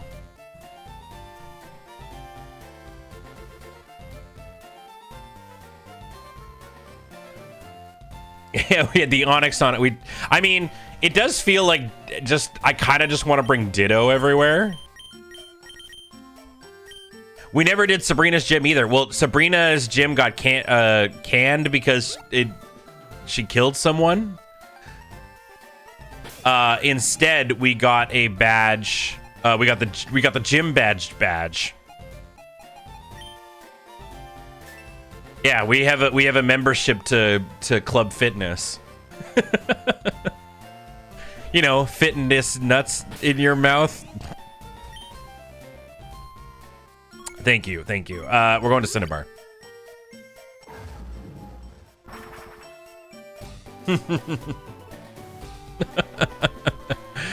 Alrighty. So that's the Arbitorium. We need to go. I think the gym's up here. Maybe? Oh, there it is. The door is locked. The keyhole is shaped remarkably like a burn heel. We still don't have Rock Smash. No. Yo, champ in the making. Welcome to Blaine's Furnace Fun, the premier Pokemon trivia quiz. I had a feeling it was going to be quiz-oriented. Hope you've been studying up. Now, the problem is... Oh, God. Gary, Larry, Jerry, Harry, Larry, Barry have all been here? This is going to be, I bet you, a quiz based on things from this game. We're gonna have to try our best here. Wait, are these just all the fire? Okay, because that's what's his face. Infernape user from the Elite Four. What's his name again? Oh, God. Flint. Thank you.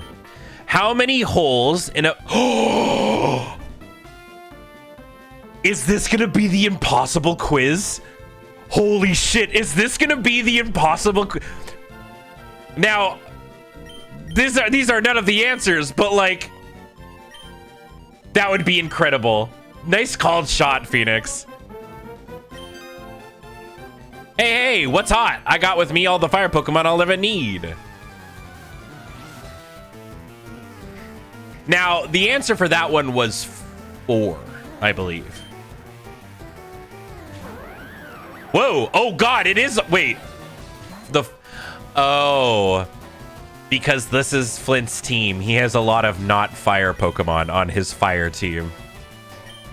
I forgot. Now, what happens? First off, let's fake out.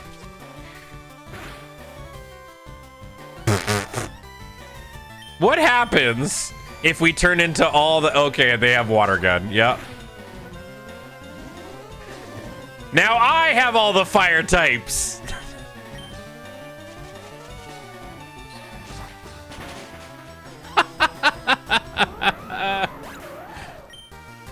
The Diamond and Pearl literally only had 2 fire line types. Yeah.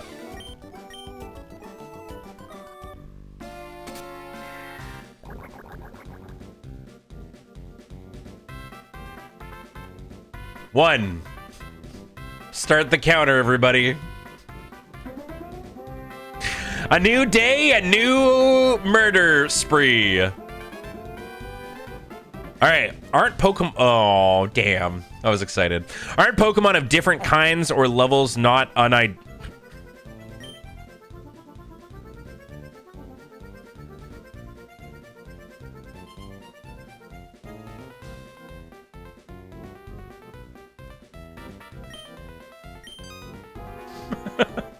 A few weeks ago, I tried to destroy literally all life on Earth. As punishment, I was given 7 weeks community service. Thus, I am here.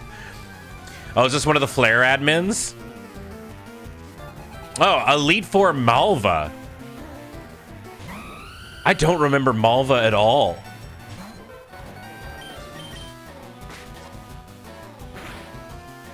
She was Gen 6. Right. Man, yeah, I completely forget what her shtick was. Now, I kind of love doing this because now we get to see the move pools that Celia decided to give these trainers, which is usually like just a move. Yeah, I completely forget, man. All this makes me want to do is go back and replay 2. I wonder how that swimmer got in there. Girl, what are you doing here? I volunteered to be contestant for Blaine's Furnace Fun. Hope I don't get an answer wrong. Anyways, never mind that. Take a rest. Dad!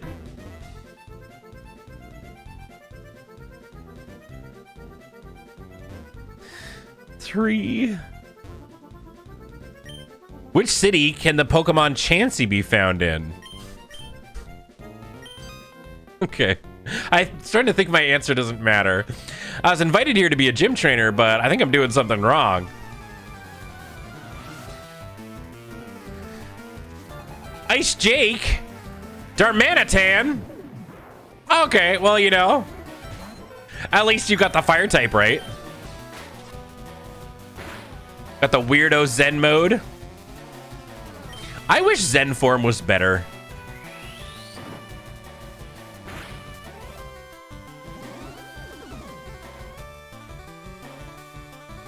Your answer definitely mattered for that one? Interesting.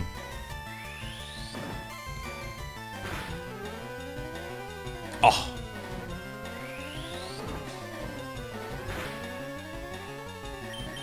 Might want to save? Yeah, probably.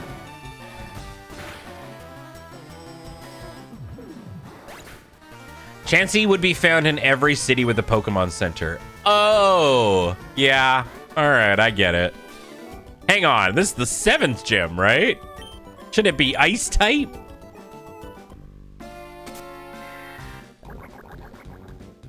Four. Me doing my best Jin impression. Right. I should really go back and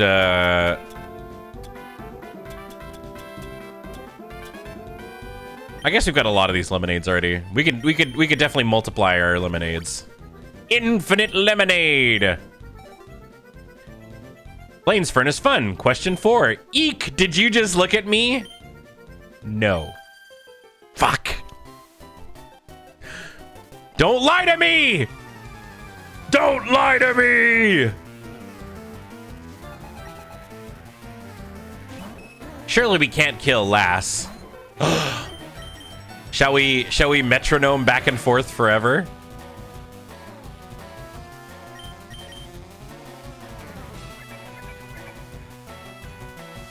Ooh, Deathly Glebe. That's a good one.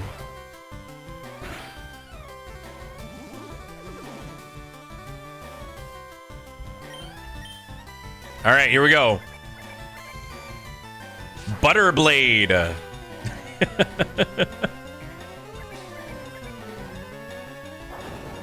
Pledge of Allegiance. It's Latinas.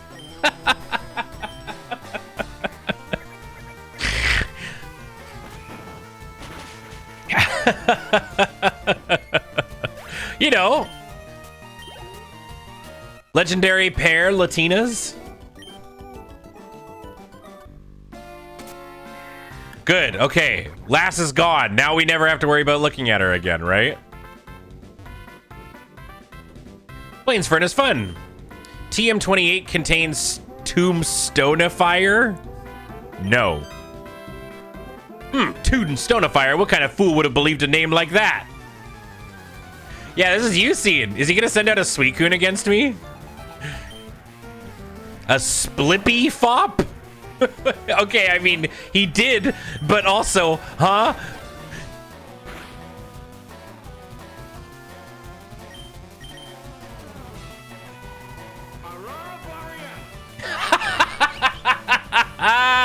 Oh my god. Oh god. Okay, hold on.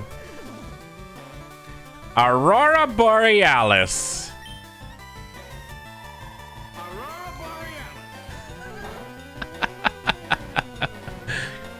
Wait, is this always critting?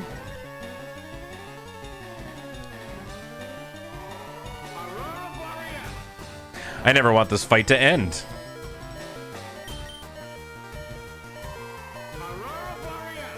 Aurora Borealis. Fuck. I think you win this. Damn. All right. I send out Tauros. Tauros, use Hyper Beam.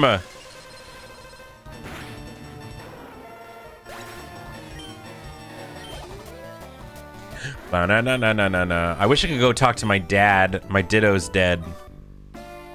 Goodbye, Eugene. Eugene. I don't really care. I never liked you. You were kind of a wiener. Potentially the worst part of Crystal. I guess let's... I don't know.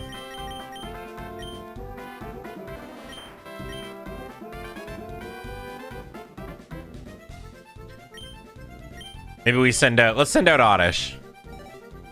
Taurus's Cry is Hyper Beam now? Yeah. Whoa. Okay. Wait, Eugene's Furnace Fun. Question 5. No.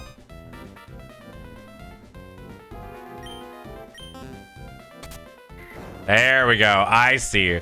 We answer wrong so that we can get put on the thing. Hi, Blaine.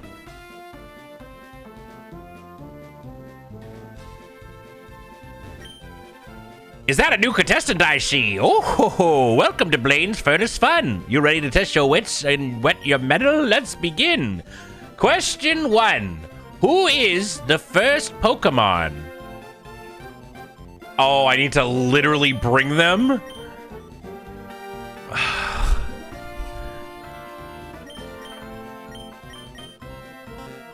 I'm sorry, but that answer is incorrect. But not to worry, take a pause and try again.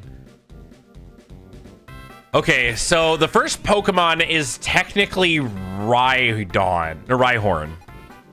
No, Rhydon. But it could also be Bulbasaur. So let's try. I don't think we have a Rhydon on us. So let's try the Bulb. Or Mew?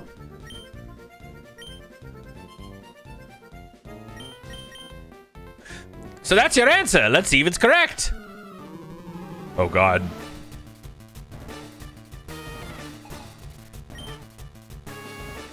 Oh. Huh?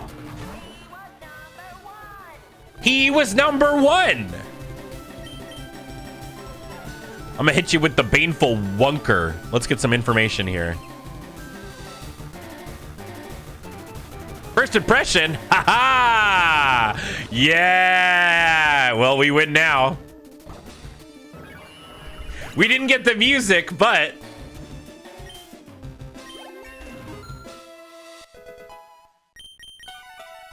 Punishment?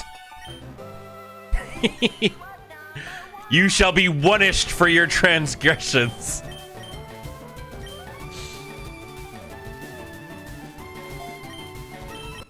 Yeah, I didn't get the puzzle solve music, but I guess maybe that was an answer that we could use. Okay, so Digimon's Time Story is 43% off, or $53. Oh, I guess, yeah, the summer sale just started, eh? Razor Leaf, but that's a regular move. Nah. That was it? Nicely done. That's completely correct. Oh, but that was just question number 1, I assume, right? Should I let this happen? I mean, I guess I'm curious because Ivysaur is something else. Oh, it's just going straight to Venusaur. This is how you get Venusaur, I guess.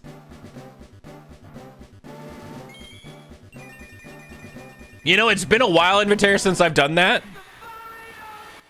It's the final! Oh, Final Gambit. I've been using this on ladder recently. You know what's real? You know what jump scares people on Pokemon Champions right now? Max Health EV'd Final Gambit Staraptor with Sash. I'm fucking jump scaring so many people with it. It's great. I've been using Final. Basically, if I see that they're leading with their Mega, I just send in. I start with the Staraptor. I've killed so many Mega Swamperts turn 1. It's great. Yeah, you know. Let's get rid of one edge, one opportunity. There were 3 ways to get a burn heal, and I think you're the first one I've seen use Magical Leaf to beat Sands. Oh, no way! I love that there's so many solutions. As someone who's not a competitive Pokemon knower, those short words, TLDR, Final Gambit is a move that kills your Pokemon and does damage equal to its health to the Pokemon it hits. So if you have a max health Staraptor, it's got a pretty high health stat, you'll basically one-shot most things. So I basically sacrifice one of my medium Pokemon for their, like, big one. So, all right. Are you ready for your next challenge? Yeah. Question number 2. This Pokemon shares part of its name with a famous martial artist. Ah, okay. So we're going to need our Hitmonchan. Or Hitmonlee, either one. Or as we know that they're actually called on here, Togekiss watching Doduo take a shit. Where are you?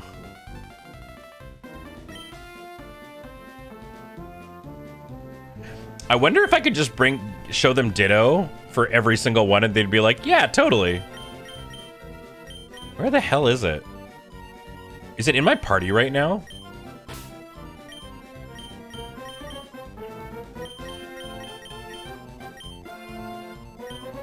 Oh, right there.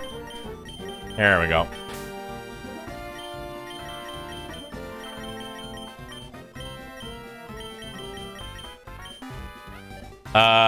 I'm gonna do a real quick level up of them because they're like only level 20. I think we only won that one because of the cheese of the Baneful Wunker. Usually levels don't matter, but just in case. I also hope we don't need a move.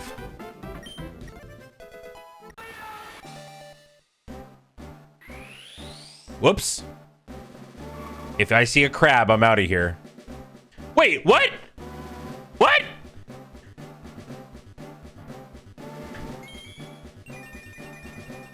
That's right? That's right. Why is everything evolving into Meowth? Catanization? All right, all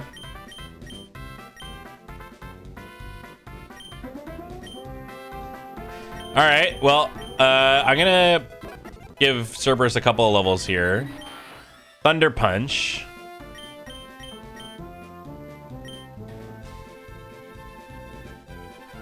Just want to make sure.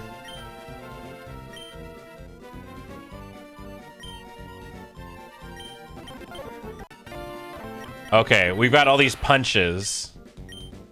It deals physical damage.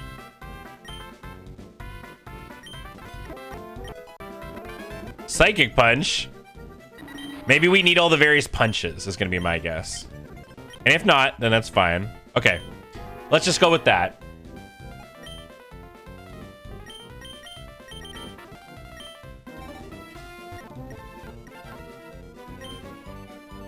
That's your answer. Let's see if it's correct.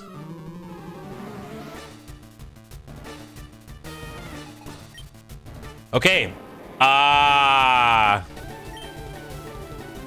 Special Punch. It only does special damage, which is the only thing that can hit Onyx. There we go. Okay. Nicely done. That's correct. All right. Question number 3. This Pokemon's name is the same both forwards and backwards. We need to bust out the Ekans. Wait, no. That's not it at all. Forward and backwards. Yeah, it'd be Eevee. I don't know if I've got an Eevee left, though. Oh, we do. Nice. We did get like 20 Eevees.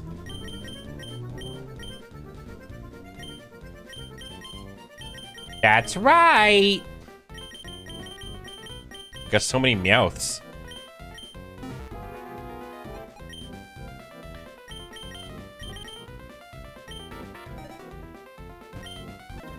I wonder if like I could put any Pokemon as long as I changed its name to be like that.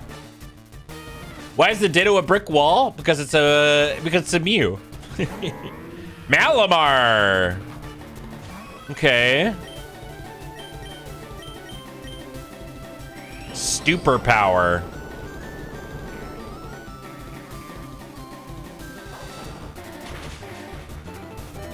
Okay.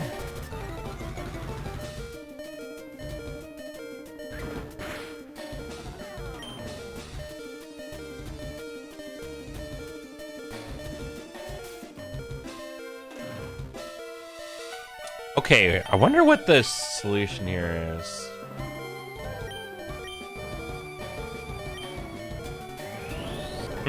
Okay, so this is obviously not... I'm sorry, but that answer is incorrect. I mean, I could just use Rattata. You could probably brute force anything in this game. Well, actually, no, because I was using Quick Attack, and Super Power went first, which means it has priority. So there must be something that Eevee learns. Like G-Max Cuddle? Ah, there it is.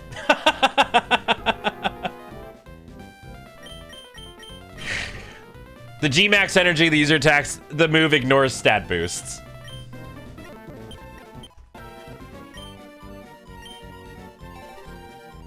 Oh man, I thought for sure it was Eevee. Maybe there's a different Pokemon who might be an answer.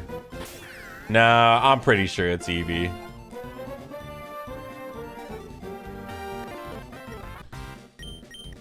All right.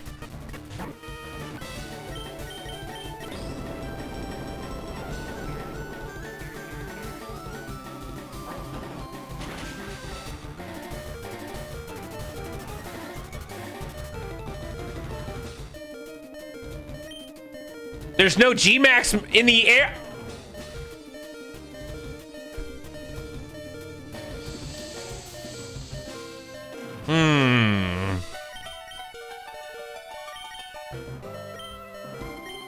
Let's take a look at our stuff here.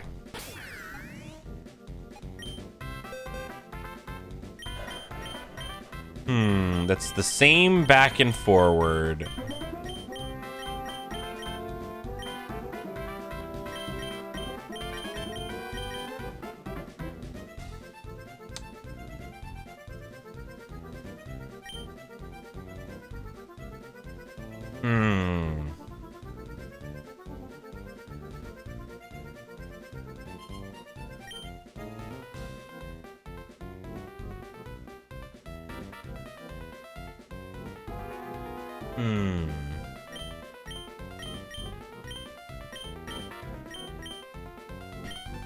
Hold on, let me take a look at this. Name is the same backwards and forwards.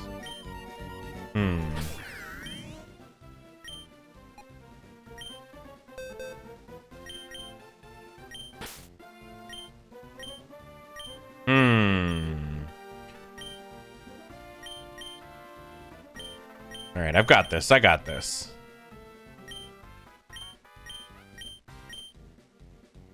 Abra's close.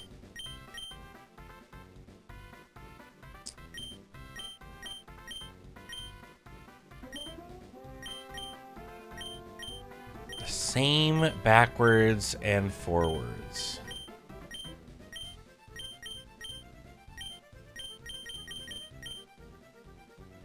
Yep. I'll get there. I'm gonna figure it out.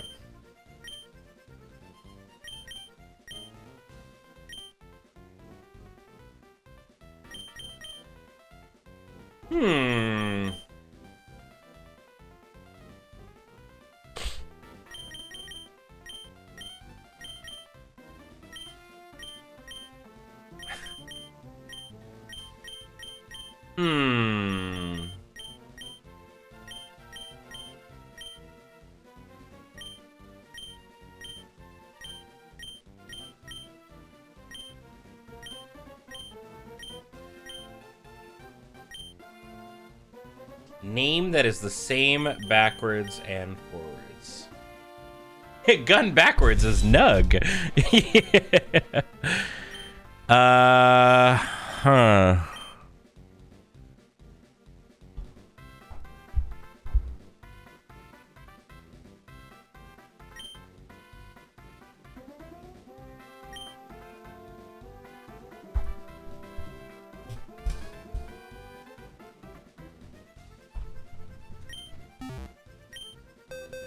Well, what the fuck was that?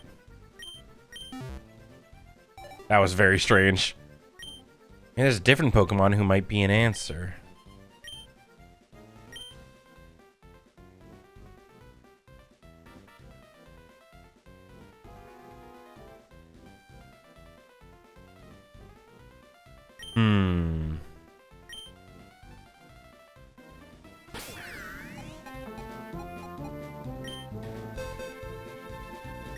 Why am I struggling with this so bad?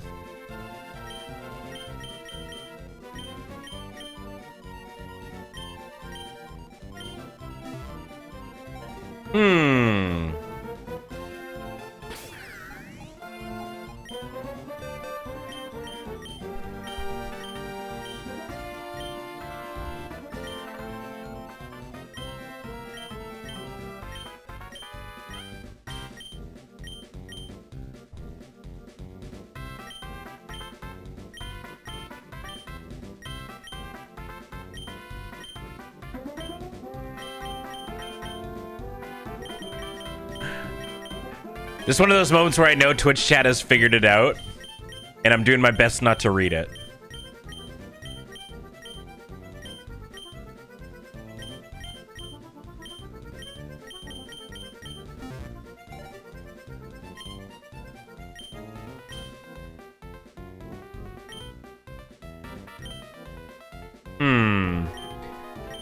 Maybe there's a different Pokemon who might be an answer.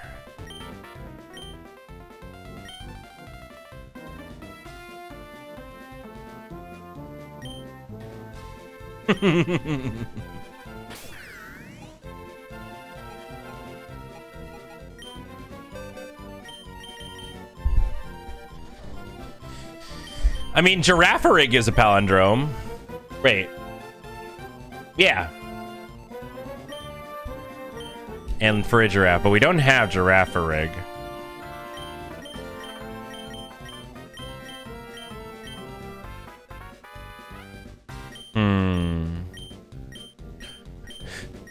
I'm pretty confident I'd have the answer for it.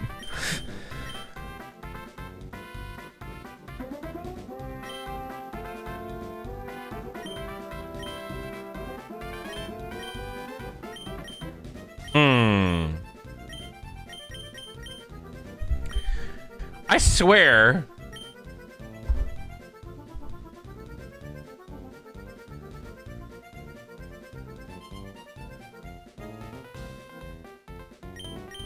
Like,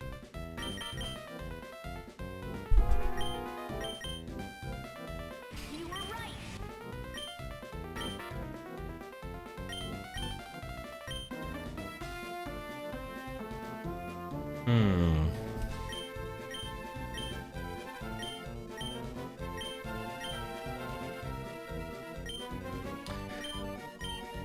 I can't think of any other palindromes.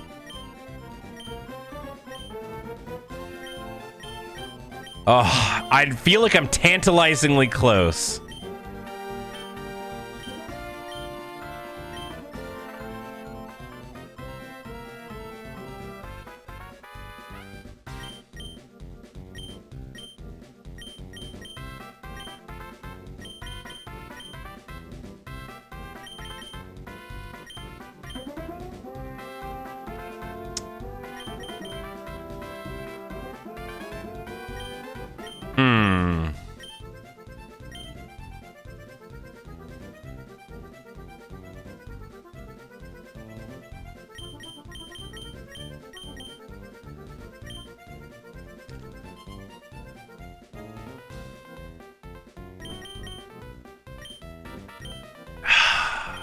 I'm worried that this is supposed to be like a mimetic thing.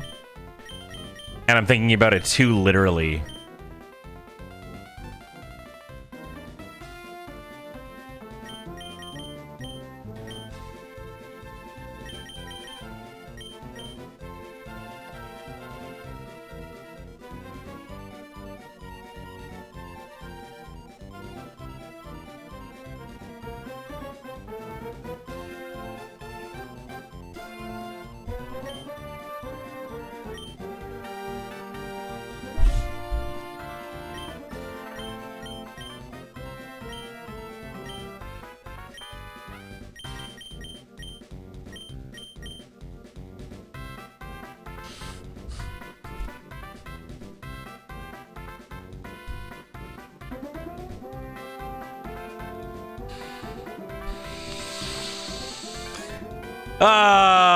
Reading is hard.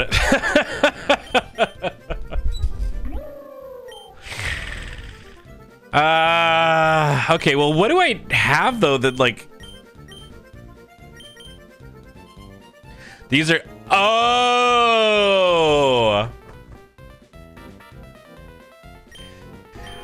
The flip turned upside down is going to be a whole thing. Because it's a Malamar, you're going to turn it... Maybe it devolves into an Inkay. Alright. Yeah, you gotta, like, devolve it into an Inkay. Maybe the way to beat it is tell it that its Mega Evolution is incredibly disappointing.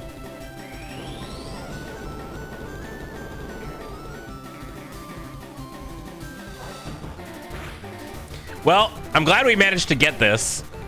Because this is one that we actually had to do a whole thing for.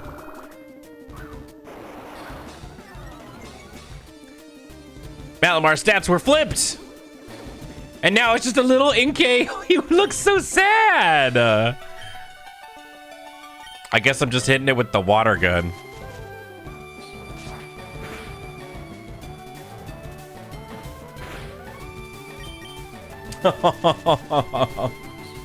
Yeah, I'm kind of bummed out that it's not giving us solved music for each of these, but I don't know. Maybe it'll give it to us on the end.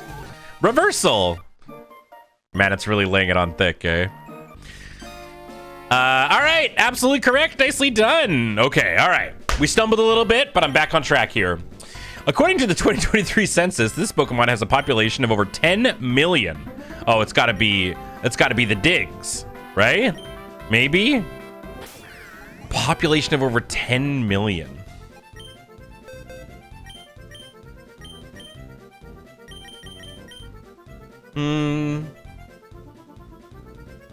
A population of over 10 million.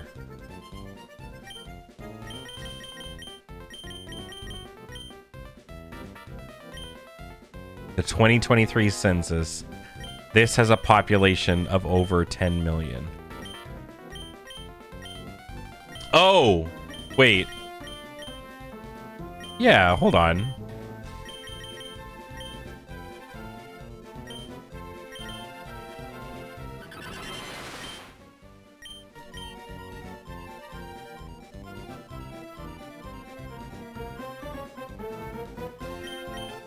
I mean, if it is Sandygast, we don't have the answer.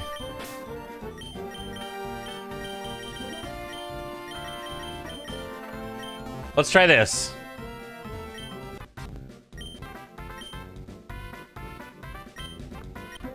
Oh, but not to worry. Take a pause and... Oh, he just literally didn't know. Okay.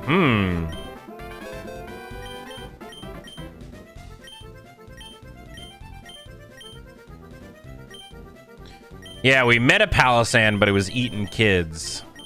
Maybe we don't have the answer right now.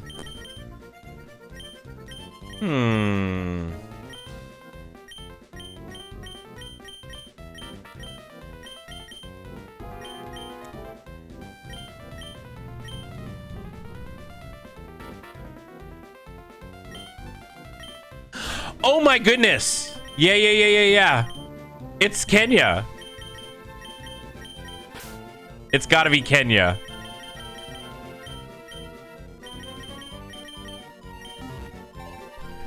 Now, I don't know if we've got the move to beat it, but we'll find out. Ah, so that's your answer? Let's see if it's correct. The UK! Oh. That definitely would have given it away. Level 90.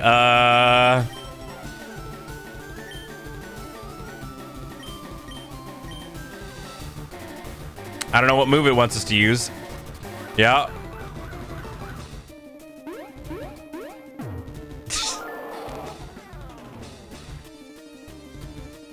The animation from Advanced War is pretty good. Okay, drum beating was not the answer. That was Advanced Wars, maybe. Present?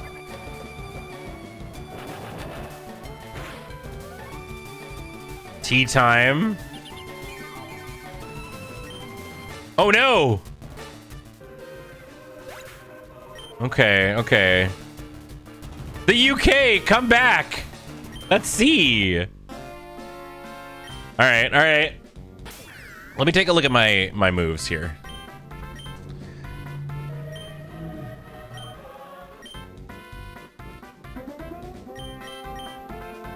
Okay, so we need to give it something. Got it. Okay.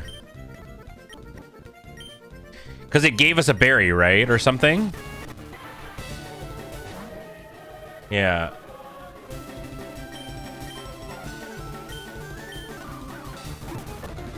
I guess I should have just done it first. Whoops.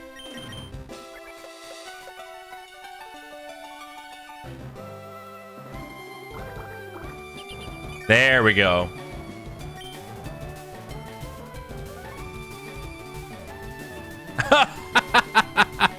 The slow health bar. Let's go.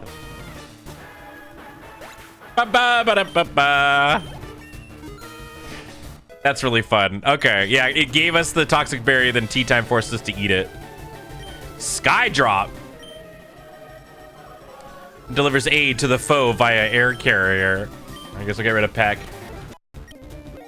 All right, great. Next question. Who defeated Zane during Smash? Oh, we got to bring up H-Box.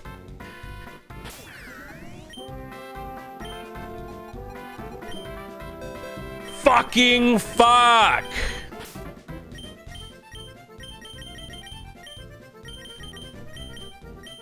All right. Let's see. So we have back air. The user protects itself with an absolutely bullshit hitbox, rest, and pop off. The user gets very excited and causes itself to faint. All right, let's see.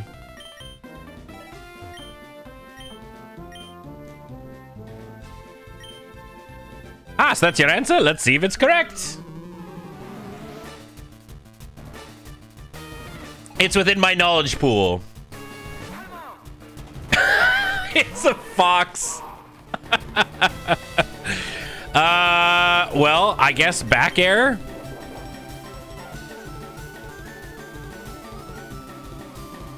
Multi-shine.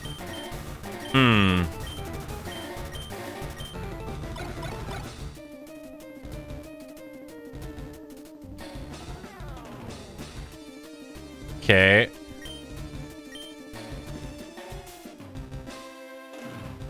So it's using a reflect.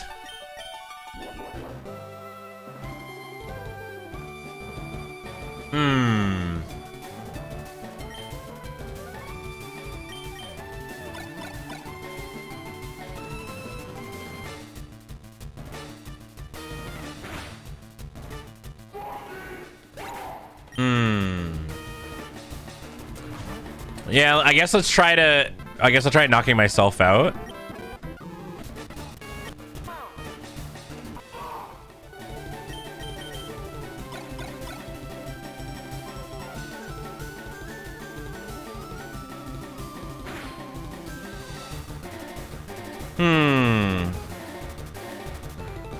I might not have the answer to this one.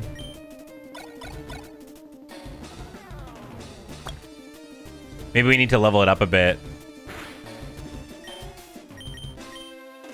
Unless, like, the answer is that we have to wait out the PP of this, which would be quite funny.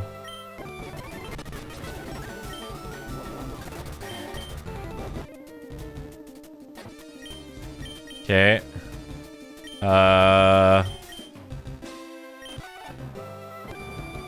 No, that's not it. Okay. Yeah, let's see. Maybe we don't have the answer in moves yet. Wants to learn rollout? That's probably not it.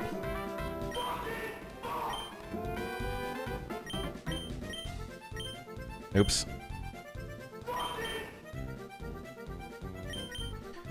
Yeah, we need like a throw. Oh my god, please. Oh, there it is. Yeah. Let's try seismic toss.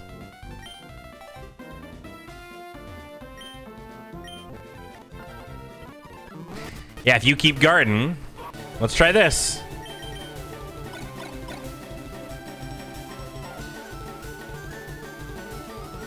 Nope.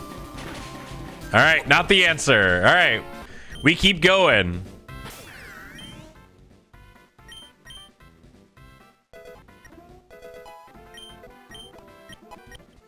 Up throw? That seems correct. Letting its rest bypass enemy immunities. There we go.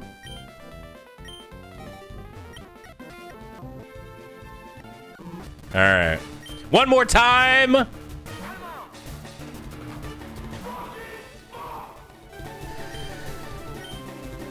Well, rest is more like the more like it is in Smash.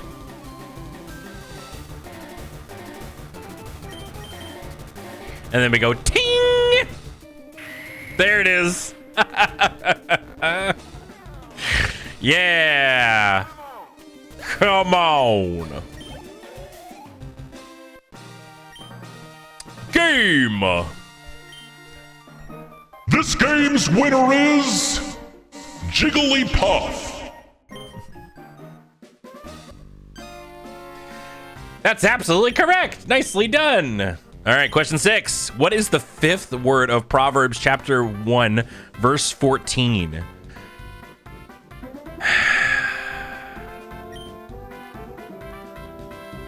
Time to open up the cursed text.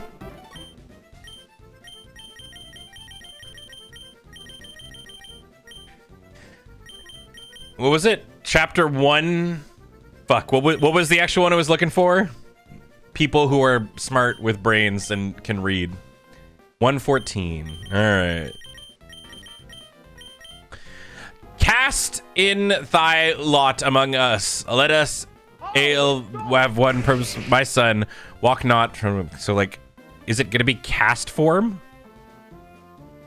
Let us walk through my refrain. Oh, among us. Okay, all right. Among Us. Gatsby, thank you very much for the 55 months, saying thanks for the Prime reminder with the reverb. Prime. Thank you for the Prime sub. All right, let's find out what Among Us.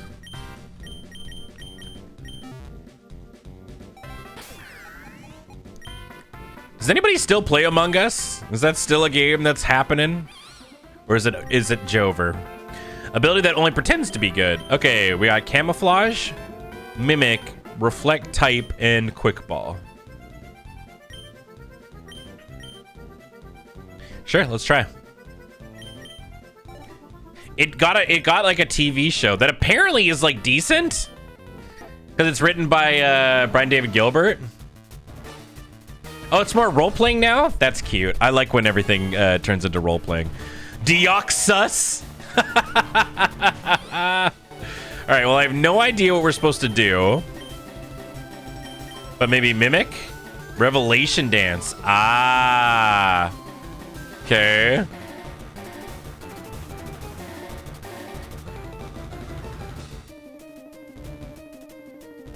Okay, it's got Wonder Guard.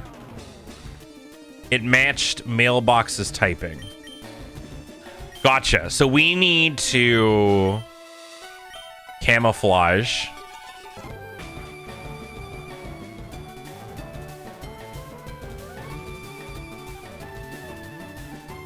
Which means now we're fire?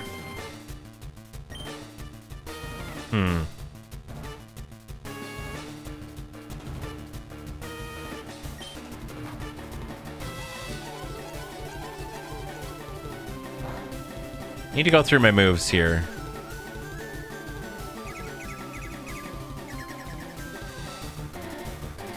Mailbox became a bug and a steel type. Sorry, I gotta reread these moves here. So it's using Revelation Dance, which is Oricorio's signature move.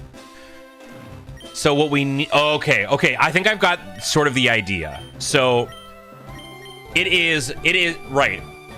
Gotcha. I know what to do. Okay, I know what to do. We might have to end up restarting, but okay. So if we change our type to fire, it's gonna make its Revelation Dance fire. And it copies our typing. So we then...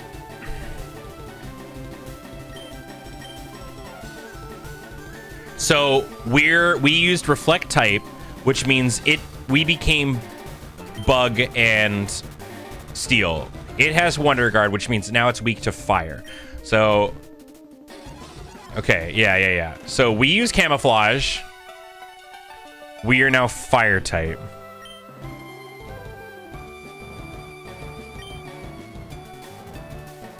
Which means now we Mimic.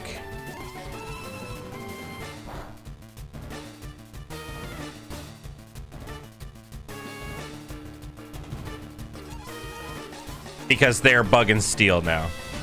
There we go. Whew, okay, got there. That was a little brain usage there, but you know, we got there.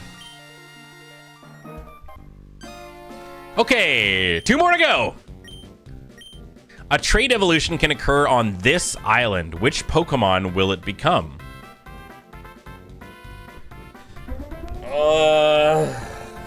Fuck. I don't even remember. I do not remember. Who did I trade? Was it a Poliwag? This one I might have to leave.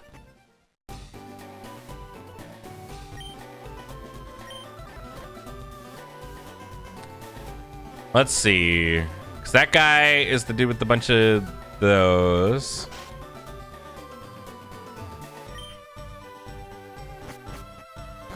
I don't think we did a trade, yeah. Unless the trade evolution is like, oh, they want a Zubat. Is it you? Do we need a Zubat? I feel like I have a Zubat, but I think maybe it evolved. Right, we have the thing, the rumor log.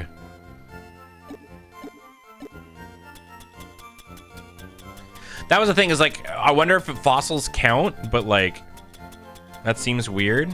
Oops.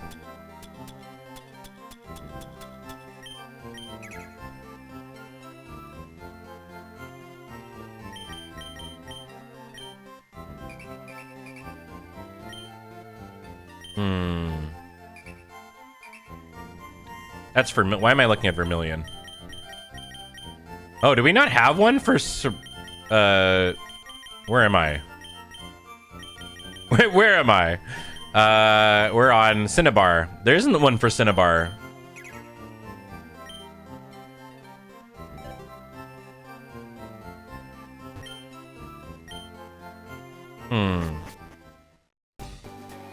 Let's go talk to people on the island, and worst case scenario, we go find ourselves a Zubat. So it was a Poliwag? Okay, so I was correct. I can't even remember what the Poliwag evolved into. I guess you just look at their Pokedex here. I thought so. I was like, I remember something with Poliwag. Right, it evolved into this thing. Right, it's a Tentaquill. Well, we'll give it a go.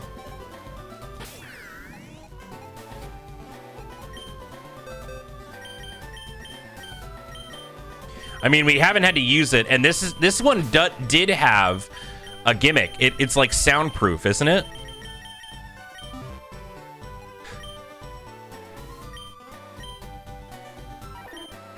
Or no, it's immune to poison.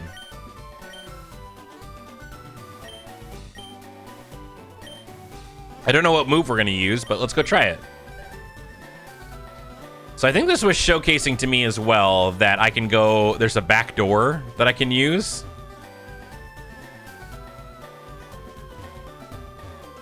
Or, there it is. Let's see. Nope. Okay.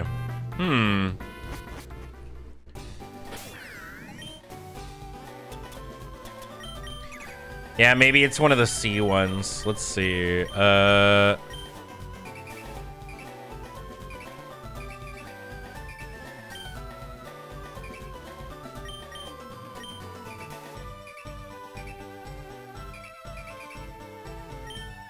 you like... Oh.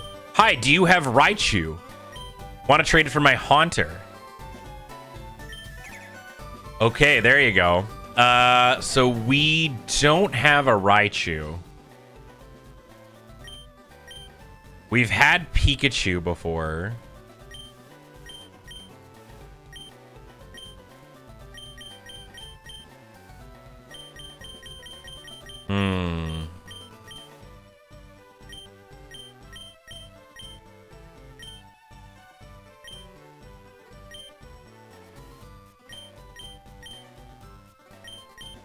Yeah, this is the trade where they give you the, like, isn't this the one where, like, it doesn't evolve, or there's, like, a Everstone on it? Because they're a dickhead. Didn't we get a Raichu in a trade and it evolved into Meowth? Oh, yeah.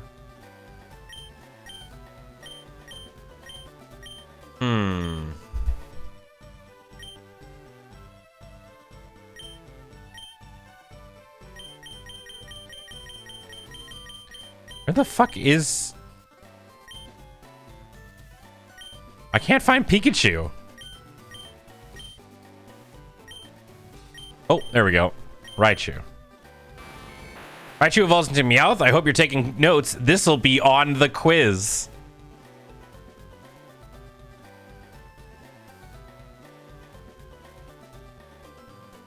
Yeah. Yeah. So what do we do here? Because we traded for this, didn't we? I mean, I guess let's find out. Okay, so they are in an area, so we can just go capture it.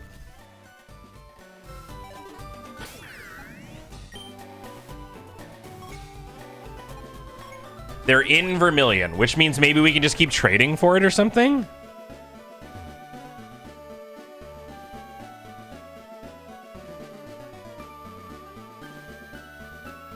Oh, but the question, the question is, what did it become?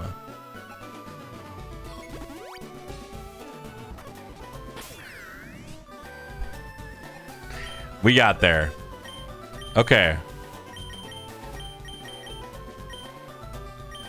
Well, let's find out. I mean, we'll bring That's Right.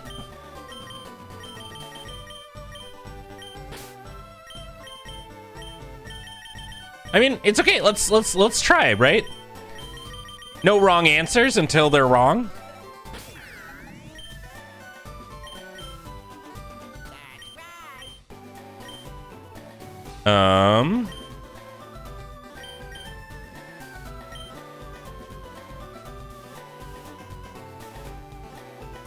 Yeah, I mean, I have no idea what move we're gonna need, but let's try it.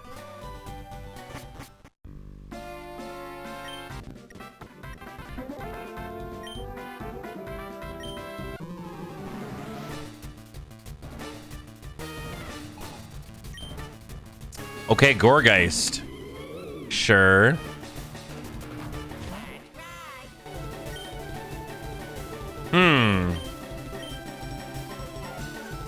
Oh! It turned us into a ghost. Now we're using Curse to kill it.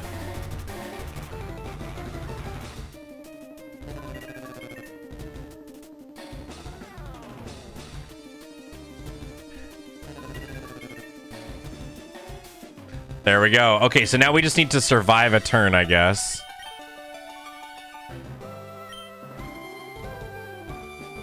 Yeah, it's got Wonder Guard. Okay, yeah, and now it's gonna die in the Phantom Zone. Nice! Alright! I was like, surely it's this weird move. Okay, only one more to go, team. Wants to learn Parting Shot. Ooh. Look at what these starters have to do to copy a fraction of our power. Oh, I'm just seeing Incineroar doing the fucking...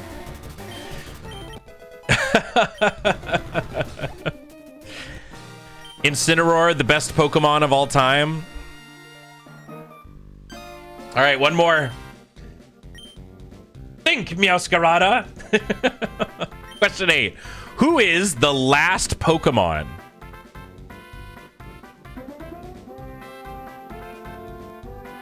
Is it...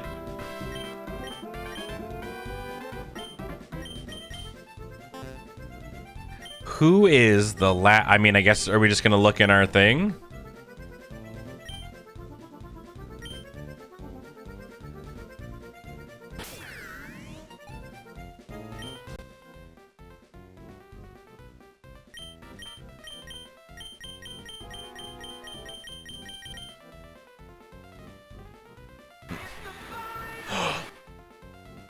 Oh, okay. That's annoying.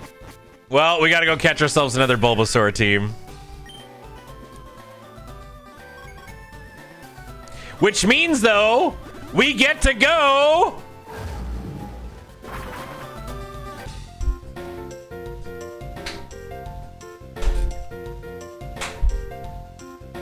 Welcome back, baby. The best town in the game.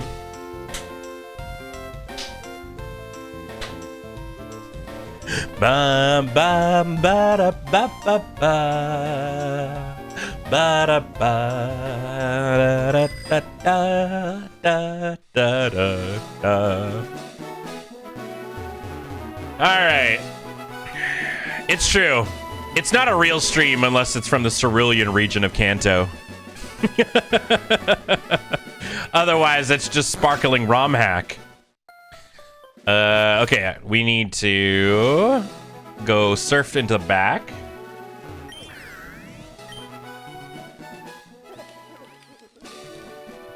Okay. It's the final.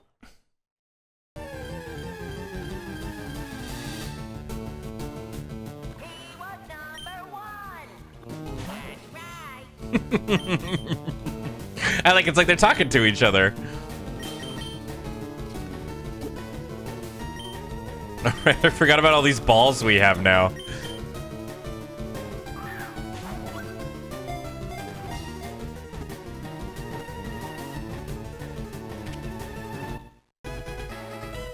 Okay. I guess let's call them number 2.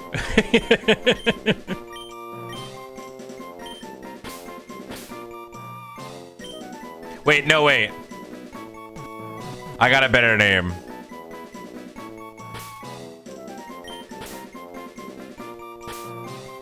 Number 1. No, wait, I'll spell like this. Number 1. Is there a hyphen?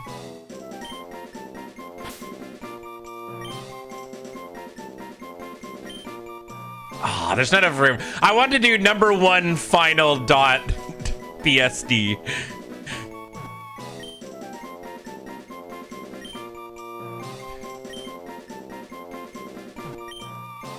Oh, well, that's all right. In reference to the fact that I'm a terrible person, like most people, I feel like when it comes to file names. Yeah, version 1 final for real copy. Yeah, copy would have been good actually. All right.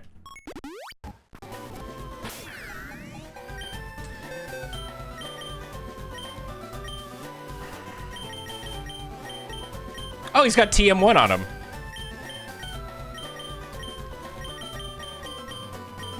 I think the other one did too. I think they might just come with TM1. Let's dispense those pezzes. Gotta give him the punishment.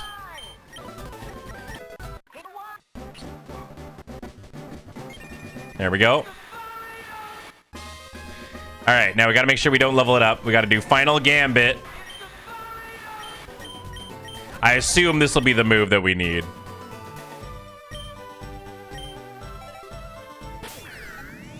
That would be very funny, Nathade. I don't think so, though. Yeah. Still TM1. Oop, not this way. All right. Go in the back door. All right, Blaine, here we go.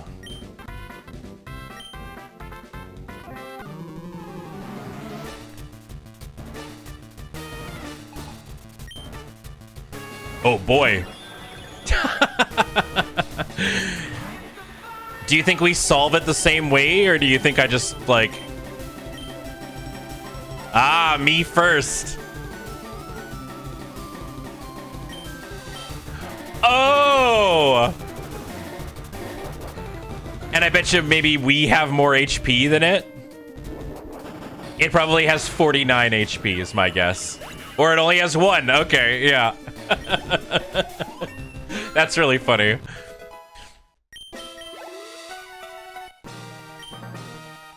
Nicely done. That's correct. No. No, I don't need another Meowth. Stop it. There we go. Okay, good. That's absolutely correct. Nicely done. You've done it. You cleared all my questions, and for that, you've earned yourself a lovely prize. Take it. Volcano Bake Meat badge? What? Here, take this as well. TM35 from Blaine. It contains Hydro Pump. Don't teach it to a water Pokemon. Do you think after 10,000 years that Hydro Pump is our first fire move?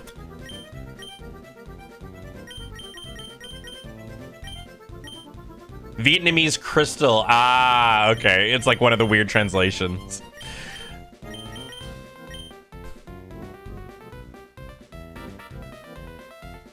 We did it. We have the best fire move in the game, Hydro Pump. Oh,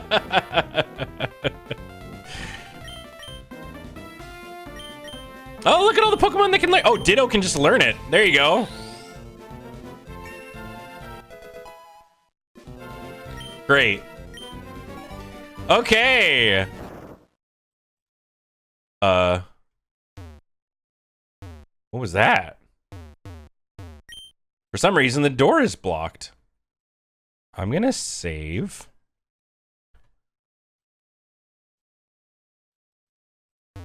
Chuckster! Get me out of here, man! What's going on?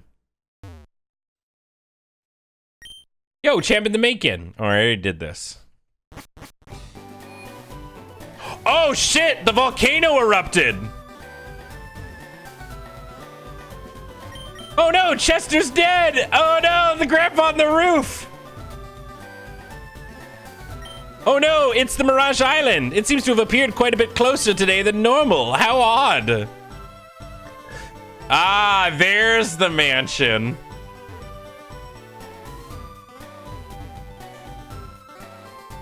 Anything else I should find here? No. Okay, well. Off we go.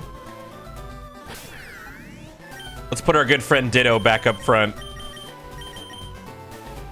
I still just like transforming into everything to see if we can find funny back sprites. Farley! Nidoran female! Thank you very, very much for the 102. Welcome back. I love the Nidoran female sprite. She's like kind of just like wringing her hands. In case you didn't get to see it.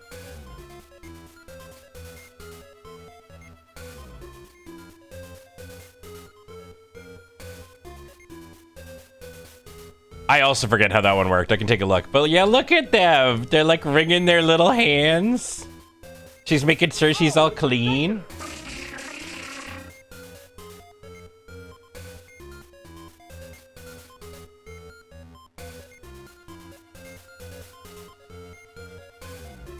Here, let me take one quick look here.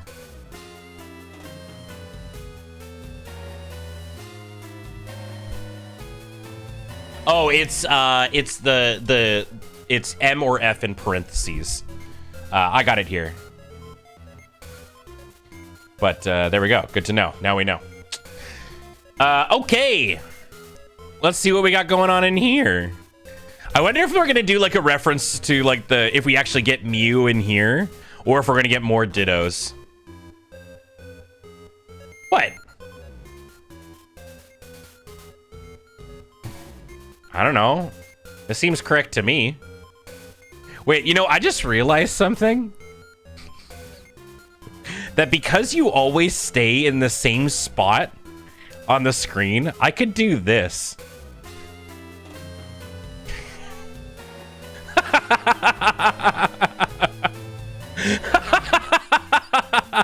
This is actually kind of incredible.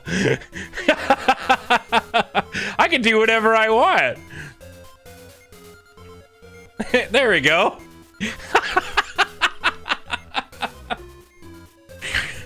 This kind of rules. Diary 1. Mew had sex. Oh, good for Mew. Get it, girl.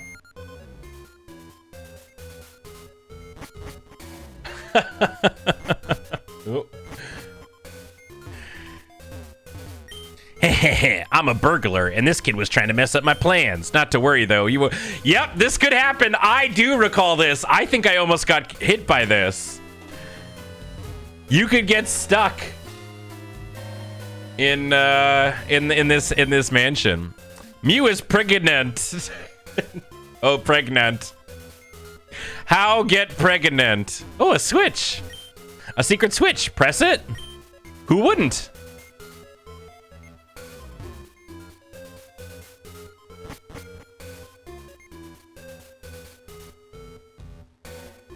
Yeah, speaking of, I'm gonna do this. I wonder if there's any way I can talk to him. Maybe we can save him. Hey, Red. No? Bummer. Do you think maybe I can cut this person? No? Alright. For the shot.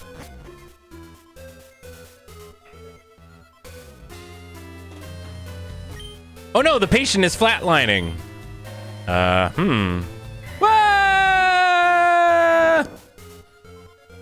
Whoa, phew, I've been trying to do research here, but the heat is overwhelming. No! That time it wasn't me. That was just nature.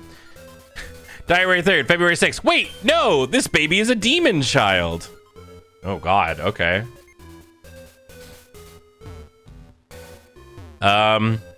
Reggie, the lava here is pleasantly cool to the touch. Ah, see, the secret to roasting the perfect marshmallow is holding it in just the right spot. Hey, do you think I can fish in here?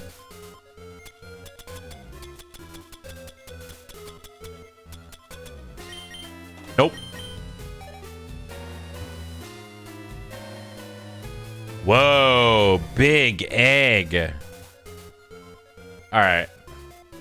I feel like we're about to get in a battle. A large egg has been soft boiling in the heat of the volcano. Is that a oh, it's a Moltres, right? Yeah, okay. Number 3. Do you think I can just capture it? Wait.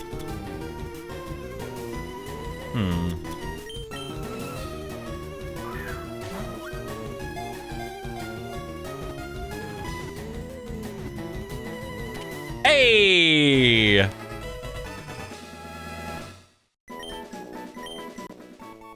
All right, we just need an Articuno now. Oh, I should have read that. God damn, I keep skipping through it. All right, anybody want to name my fire chicken?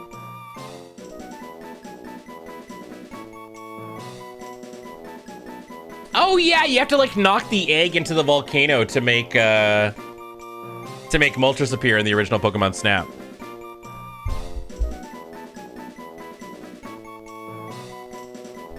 All right. Well, I'm gonna name it. Oh, Blazing Hot. We'll see if I can fit this.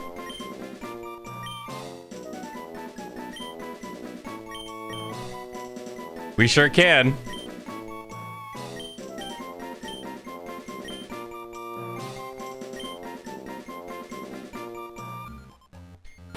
Okay, is this it's the fire? Oh no, that's not what I'm looking for. But that is cool. Pedestals in the wall. There's a small indent to set something in. Oh. It's photographed the mansion's owner, Mr. Fuji.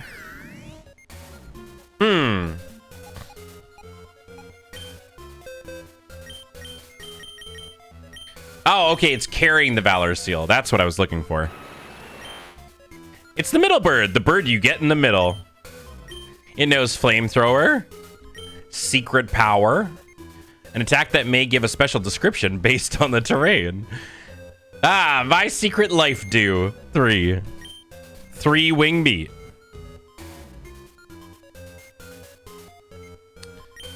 Okay, so I want that item. And then we just need to get Articuno's seal.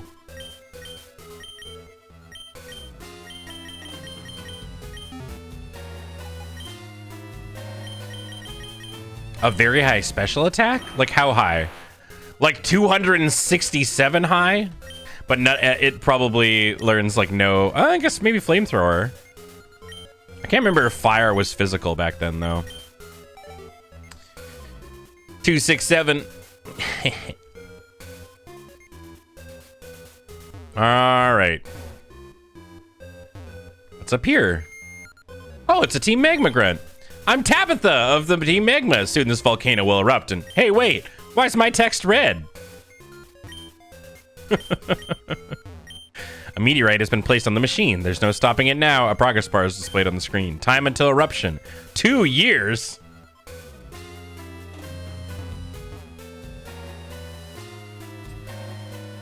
All right. Was that it? Oh, no. Okay, this is like the middle floor. It contains focus miss. If I fall in this lava, do I... Oh, no, I can't go in there. All right. I just wanted to see if I could take a lava swim. Wait, we're in the very back of the mansion right now. So then why does this door take you there?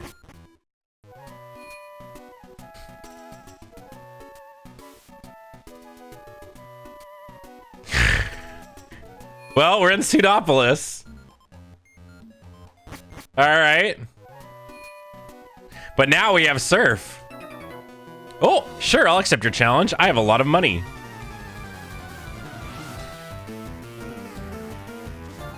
Yeah, now we're on the other side. Rich boy with his zigzagoon.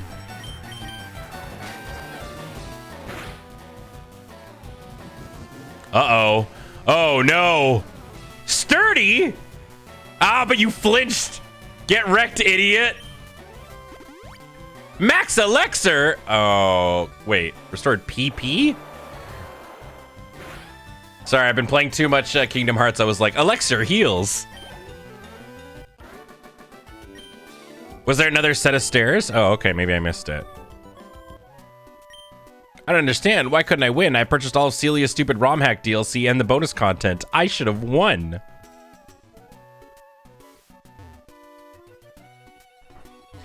Contest hall. Beauty contest for only the most beautiful of techniques. Fortress used explosion.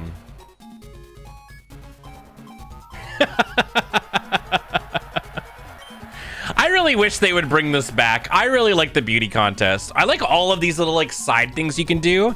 I wish like, you know, I hope that Wind and Waves will do something like this where you can play online versus people. Or do like online poffin making or something.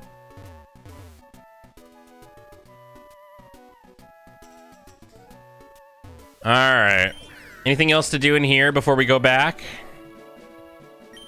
I could have sworn my friend told me it was right here. Maybe I'm not understanding.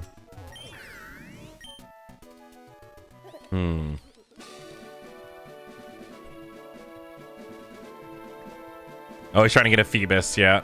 If you want to leave town, you need to dive underwater. In order to get his dive, you must defeat the Moss Deep City Gym. To get to Moss Deep, you must first leave this town. Yeah, the city is basically a prison. Well, I mean, here's the gym. Or, like, maybe it's Juan. It kind of depends. Can we just do the gym?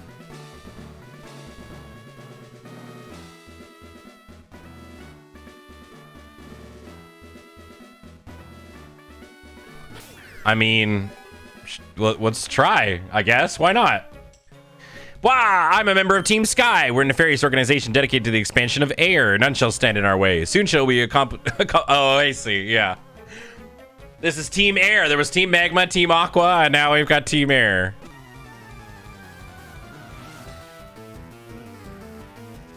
Wait, they've been talking about Falconer a lot in this game. What if Falconer is like the end? Because yeah, this is what it looks like in his gym, right?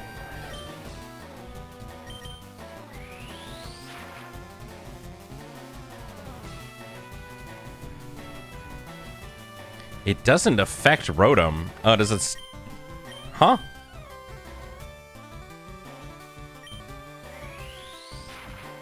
So now it's using Magnet Rise.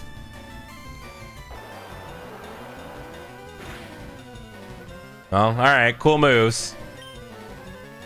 Rotom's a ghost? No, not Fan Rotom. Fan Rotom is air and, or it's flying and electric. But it's going by Gen 4 rules, I guess. Yeah.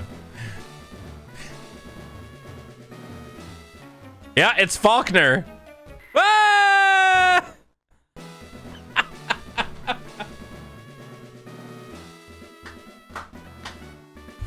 That one's not my fault, right? Surely it's not my fault. Hello, Challenger. I am the leader of Violet City Gym. Some say that I am the weakest leader in Pokemon history. Pah! I won't allow such insults. I finally found the secret to making my Pokemon more powerful. Actually fucking evolving them. It's not your fault, man. I think Faulkner was fine. There you go. You got that Pidgeotto.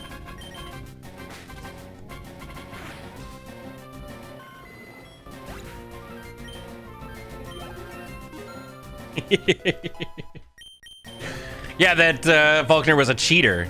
Oh, he's got a Pidgeot. Nice. Level 11, yeah. Well.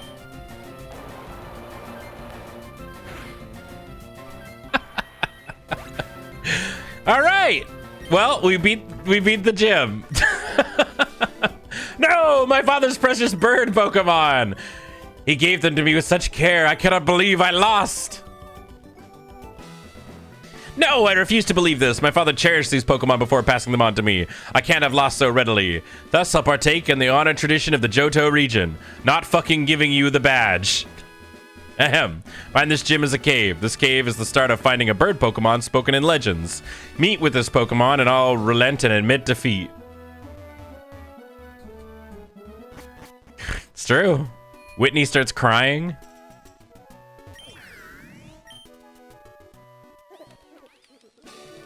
Well, let's see, I guess, what happens. We'll go find the magic bird. Oh, also.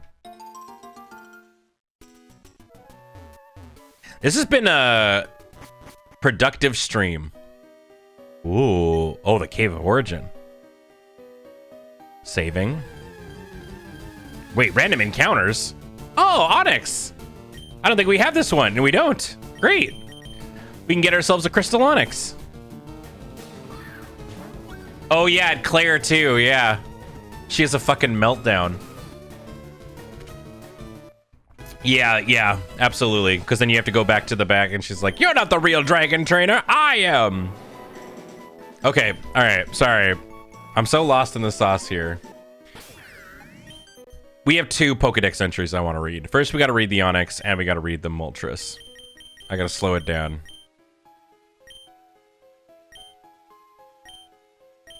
Oh, the Onyx can evolve probably too. Full immunity to physical attacks. Utterly fucked by everything else. P.S. Ground is special. Sure is. All right. Wait, how much does it weigh? 463 pounds. Jesus. All right. Oh, right. The Moltres evolves into Flareon. Mi vida secreta. This is this is my secret life, but in Spanish. Kenya weighed like an entire. It was massive. Oh, that's very good. Wait, so then I might as well.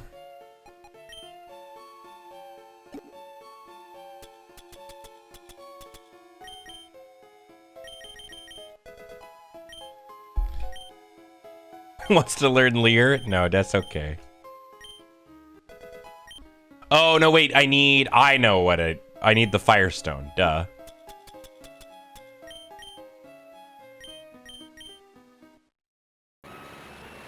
Yeah, there we go.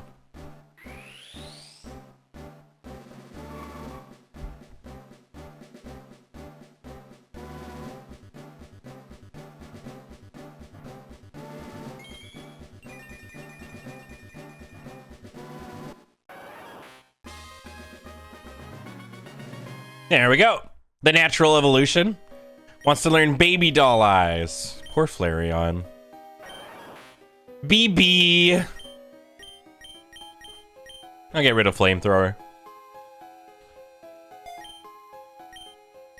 Where do we think Articuno is? I mean, usually it's up in the islands. Demon Storm? What is that? Fire move? Let's get going, said the officer. No, we can't. We actually have a fire move. G-Max Childfire. This baby is a demon child.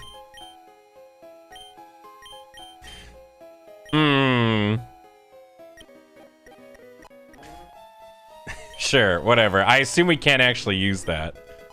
I found a ruby. Oh my god. Ah!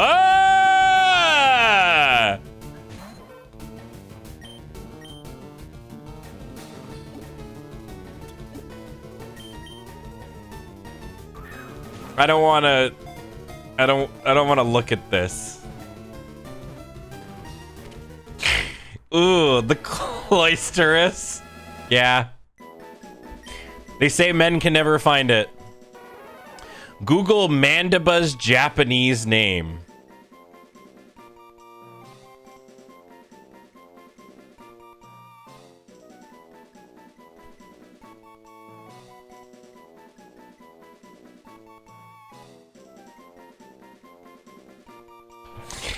Mandiba's Japanese name, Burugina, which is usually romanized as Vulgina, is derived from a combination of words vulture and Regina, Latin for queen. There you go. Well, what are we naming it, team?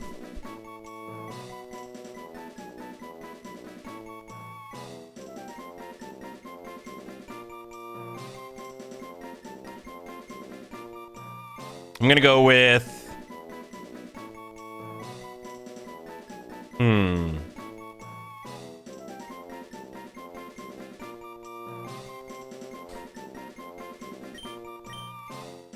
Another one. There you go.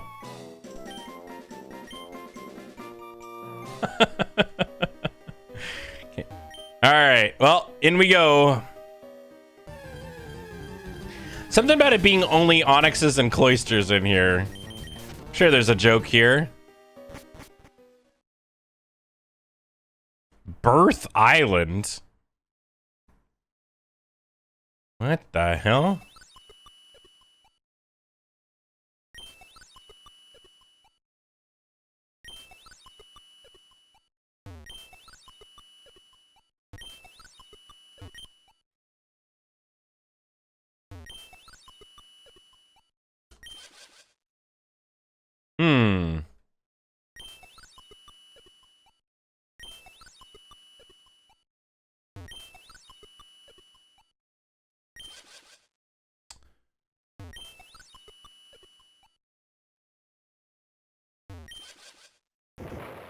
Oh my fucking god!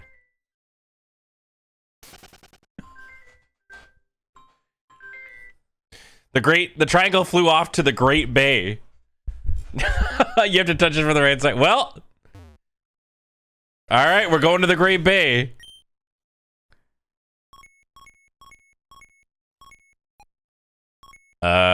Where's the Great Bay?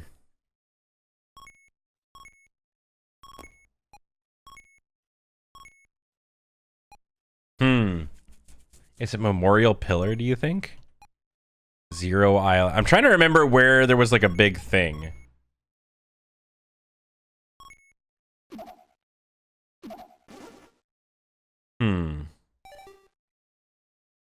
There's a double battle in Platinum where you have to do that combo, so yes, it's intentional. It was the cave of the origin of life. I see.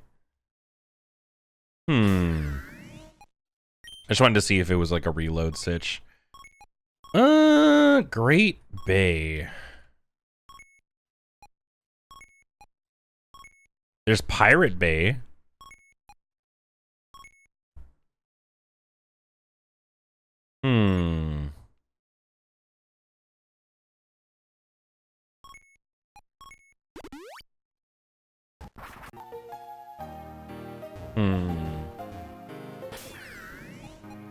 No. There's a Sky Tower. There's also Yes. We haven't gone to Yes yet. But Sky Tower I thought is where you get Rayquaza, isn't it? Oh, the whole area is just Great Bay. Okay, then it's probably Sky Tower then, I guess.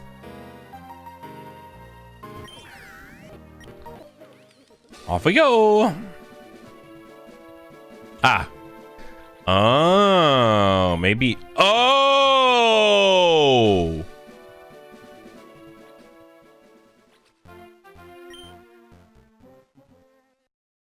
Into the square hole!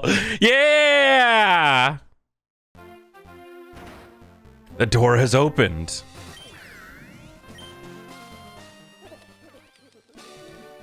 But which door? Up here, probably? Yeah!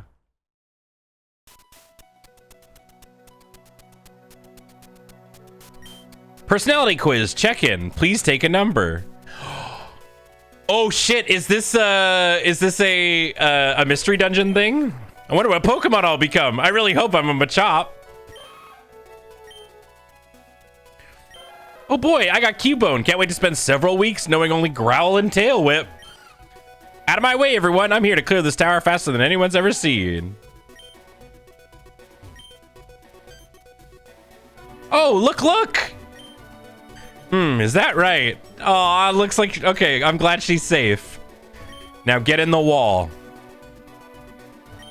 It's a personality quiz. You're meeting someone for the first time. What do you do? Get their name. Learn what you have in common. Stare unblinkingly at their face.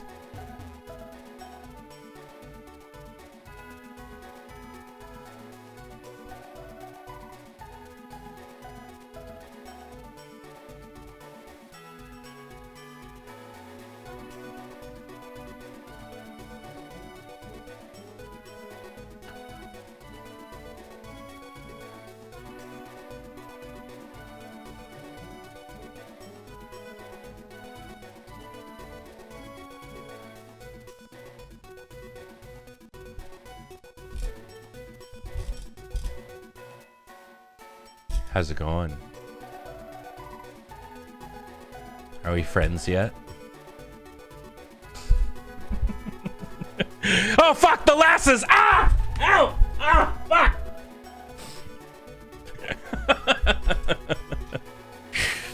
Alright. To be fair, this is mostly forehead. You're mostly forehead. Warning, watch out for traps.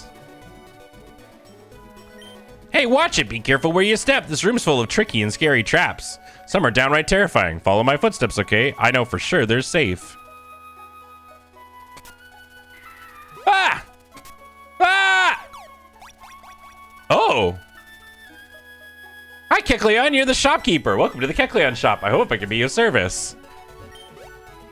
That's a money orb. It costs 500 poke. Is that acceptable to you? Yeah. Wait a minute. You don't have enough poke. Stop. Thief. Girl fucking died. That's a joy seed. It costs 5,000 poke. Yeah.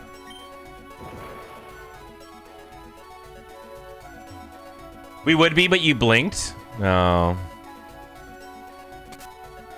Ah! All right, we're... Ah!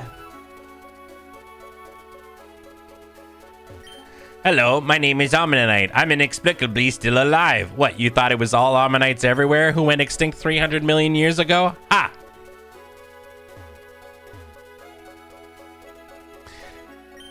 Oh boo, Gyarados is blocking the way. He's such a big bully, I don't think we can fight him. Hey there, kid, you want through here? That's cute, beat it. Damn, I can't surf!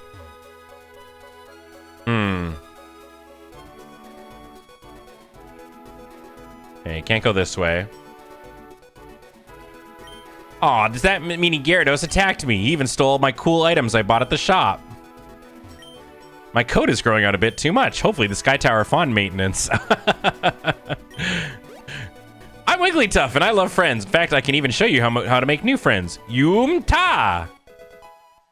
A friend area. Now you can make new friends. When you find a new friend, they'll wait for you in the friend area. How fun!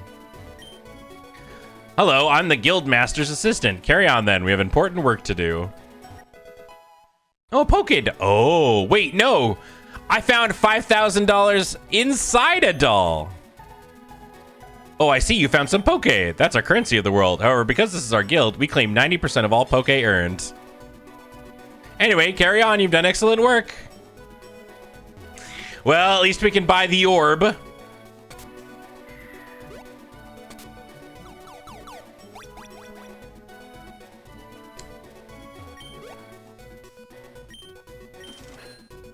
Thank you for your patronage. Girl used the money orb and got 5,000 poke. Oh, great. Now we've got the joy seed. Girl put the joy seed into the seed pouch. Wait, what's the seed pouch?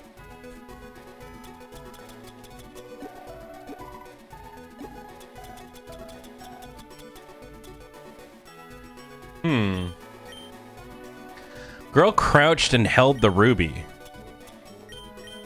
I don't know what that means yet.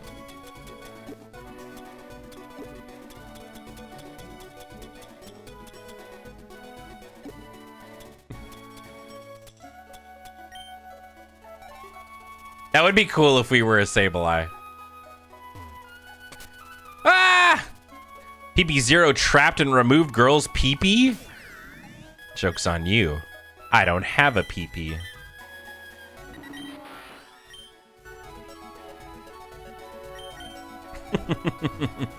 Fuck. Yeah. Free transition, baby.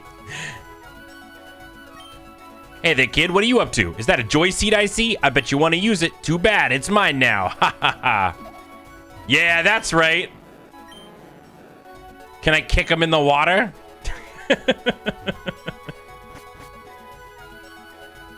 Oh, hi. I work at the Kecleon Market and I'm supposed to be handing out free oran berries. Or it seems it's the last oran berry in the known universe. I guess you can have it. What happened to everything? We were supposed to be a supply and demand economy, but now everything's the last everything of everything. How does this keep happening? Oh, it changed our gender. No! The PP off gave me a PP. Quick, everyone, to the gender fluid.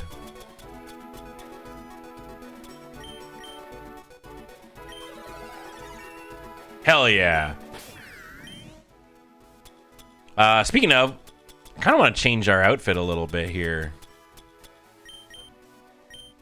Can I, where's our various hats?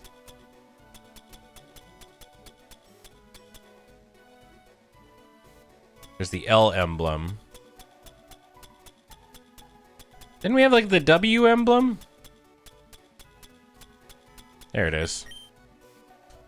I want to go back to being Waluigi. Oh, the purple looks so good on us. Look at all these fortresses. Oh no, are they going to explode? It's Team Fortress. Is it Team Fortress 2?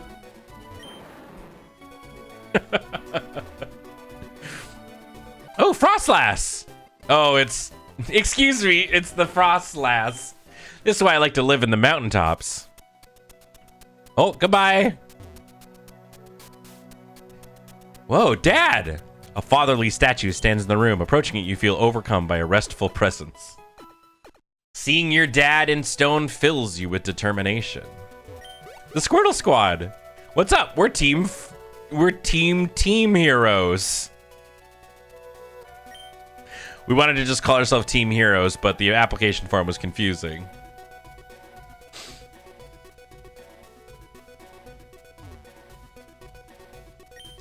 Oh, hi, girl. How's your Pokedex? Get out of my way.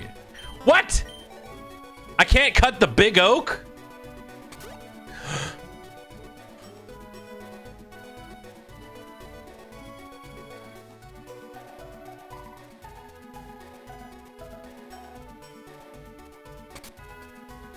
The pit trap had no effect. Yeah, that's right. Oh no, I'm trapped. Please, someone save me. For God's sake, I'm trying to save you. Stop running away.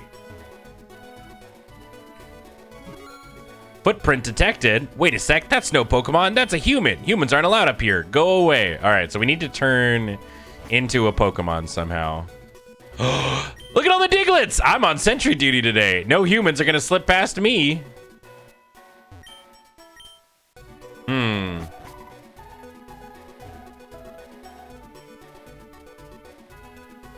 Nope. Nope. Nope. His hands are also... Nope. Nope. That should be several of them, not one of them.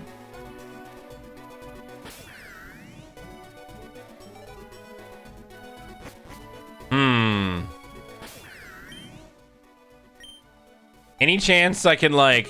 I'm curious. No, okay. Now let's try the other way first. So many Diglets. Or it's just one Diglett now. Hi, Gengar. We're a team would literally murder children given the chance. For some reason, we're considered a rescue team.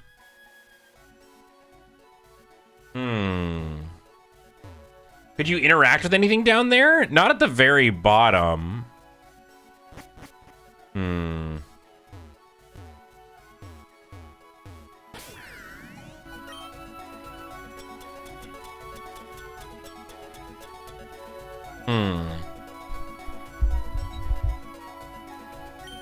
I was wondering, like, can I get on my bike here?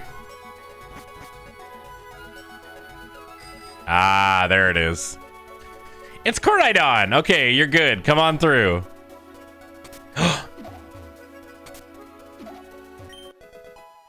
Wide cut. Ah. The itemizer trap had no effect. Okay, there was no way to get to it. I had to see. It turned Lugia into... Ah!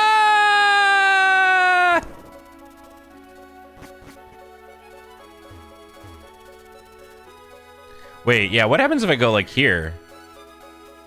It's just always there? Okay. Gotcha. Alright, well... We need to use the TM, I guess, on someone.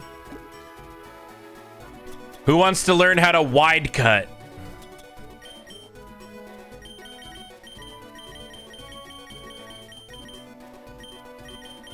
Wait, it's just a regular TM? Okay. A long, vicious cut that slashes all enemies in the room. Whoa. All right, well, why don't we teach that to Ditto? Why not?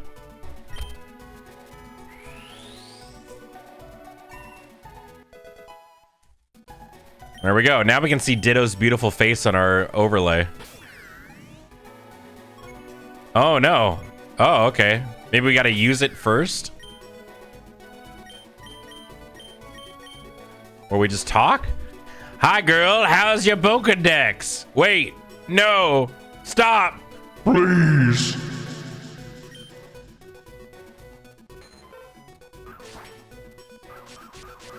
Oh. That's pretty nice. Hey, Oak wants to join your team. We accept Oak as a member? Oak joined your team. Oak left to wait for you in the friend area. Stare orb. A storb.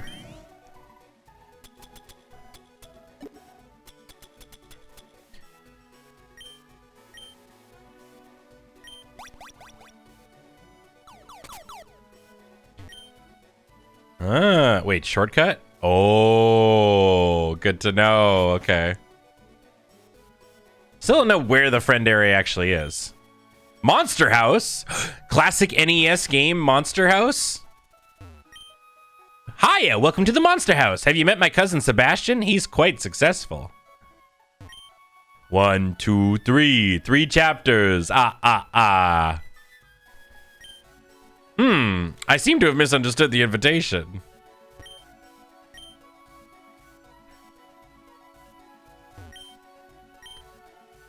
Wait, this arranging for Mummy is quite adept. Volcano bake meat. That's what we got. Wait. Yum, there's some monster mash. Anything on TV? Can you get out of the way, please, Frankenstein? Can I cut you? There we go. A movie's on TV. It's a classic film, Human House. Well, he's dead now. My Spooky Life, Chapter 3. You skip to the end. No, you can't. This demon is a baby child. All right. What's going on here? Ooh. Galarian Team Fortress 2. Yeah. They've got hats. That's what they're going for. They've got hats now. Drampa, I am level 30.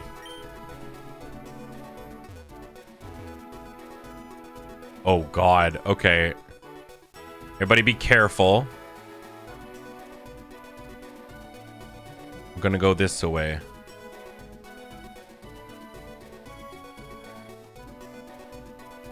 How do I get to Smeargle? I need to be chucked.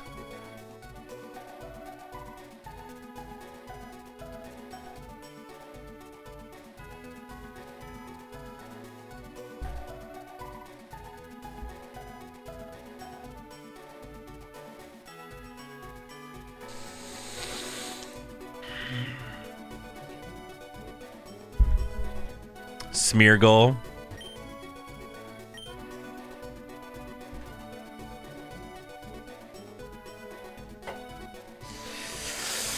I can't believe they got me with the same thing twice.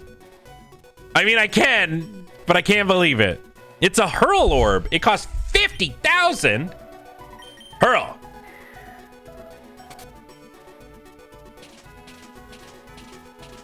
Oh no. Drampa, I'm sorry. Okay, that one is on me. I'll take the L on that. I hate thieves. Oh no, Trampa's dead. No, Drampa.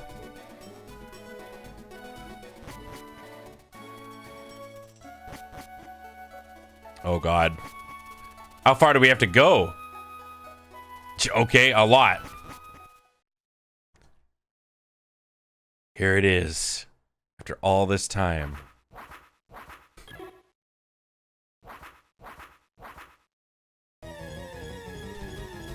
A fucking Pidgey. Oh! It's got the Articuno tail. Damn, Pidgey! What a glow up. Get it, girl.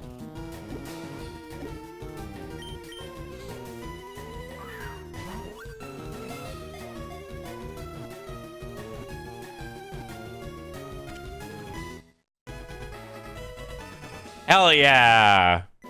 She's looking good. Oh, there's Pidgey. It's the large bird Pokemon. Anybody want to name this really hot Pidgey? All this to get the... Well, I mean, yeah, this is what... Right, this is all for Falconer. I forgot. That makes sense. Oh. All right. I was also kind of hoping it was going to be a Spearow. Just to get my ass. All right, we're going to name them... Well, they're not quite Articuno, but they kind of look like it. So I'm going to go... Sure, Hot Pidgey also works. I think from now on, I'm going to start naming things, and if someone beats me to the punch, then I'll swap it.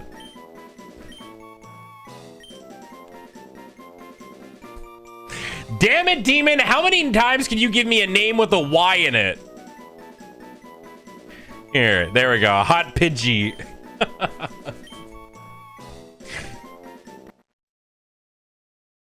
All right, well. It's got Flying Fang? We're putting this bad boy on our team.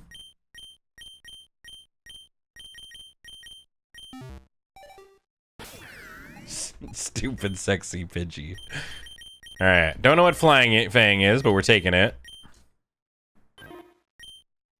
The last bird you can get.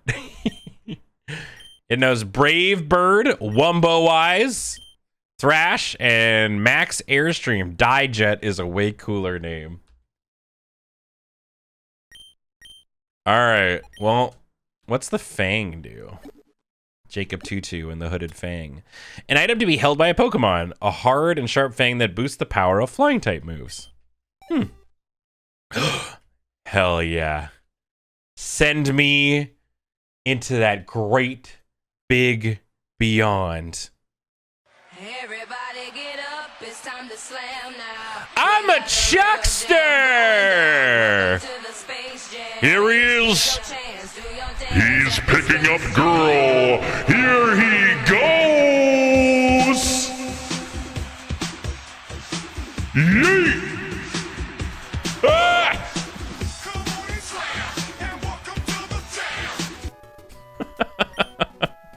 Another child safely delivered. Thank you, Hoenn Child Delivery Service. All right, Faulkner, you little whiny bee. You've done it. You found the great bird Pokemon. I was wrong to doubt you. Take this. You've earned it. Perhaps evolving my Pidgey wasn't actually a very good idea. So wait, is that the last one? There's another. Wait a sec, they keep extending it. We need another badge. I guess it's probably we gotta go fight Giovanni back in Viridian. Same old, same old. All right, well, I guess technically it's our 10th badge, but it's only the 9th that counts. Okay. Where to next?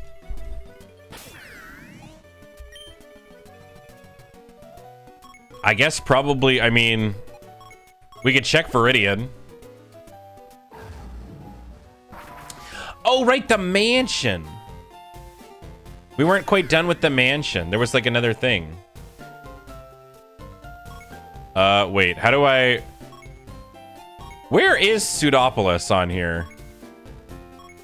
Is there no way to actually fly to it? I don't think so. Alright, I have to go the old-fashioned way.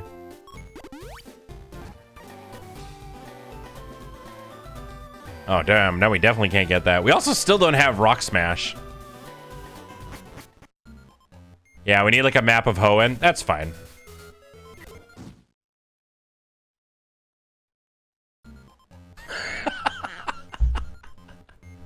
Okay, not that way. Not that way. Not that way. Whoops.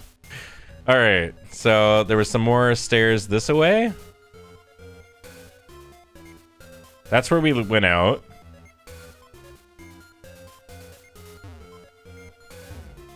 Wait, where are the other stairs?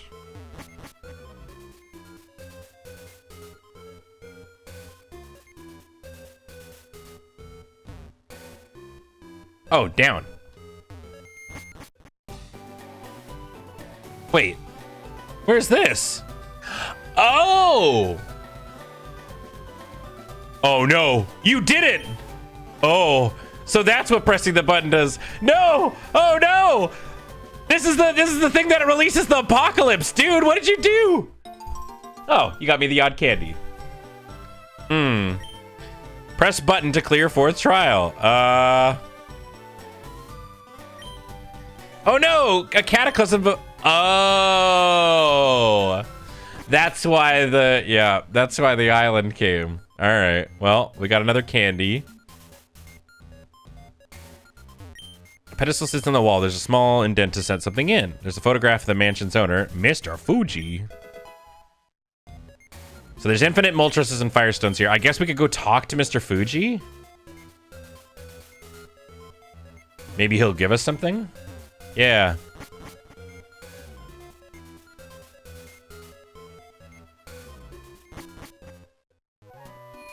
All right. I don't think there was anything else to do here. There's like the contest area, but I don't think that actually does anything. There's like the other side here, which is where we were able to get to before, but there's nothing actually to do. Yeah. This will send us back to Celadon.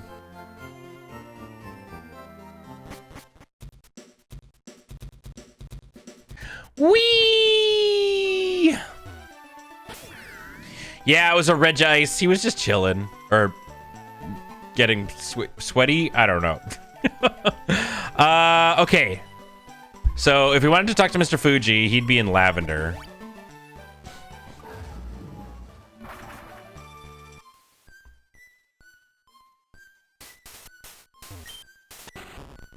Or he'd be at the school? Ah!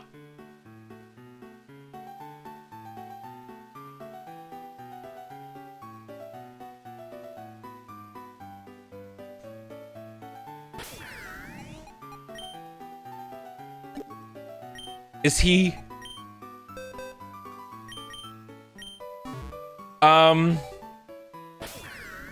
Well, maybe we can put Mr. Fuji on the pedestal.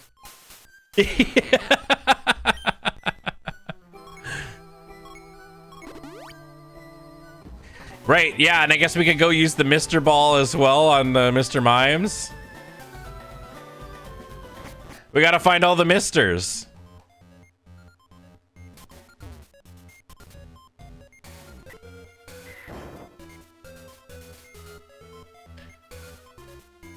That's what I'm thinking. Yeah, we could probably catch our aunt. Pedestal sits on the wall. Girl set Mr. Fuji into the indent. Whoa! Oh! Shiny Moltres? Now, you've done this to me many times.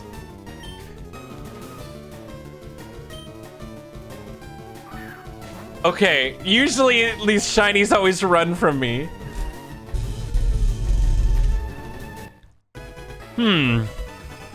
I mean, maybe they were going for like a Galarian Moltres?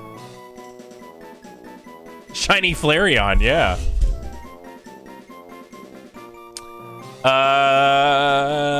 We're gonna name you Chicken Nugget. There. Oh, fuck, I missed it. Somebody refund Demon Drinking Tea. This is Nugget.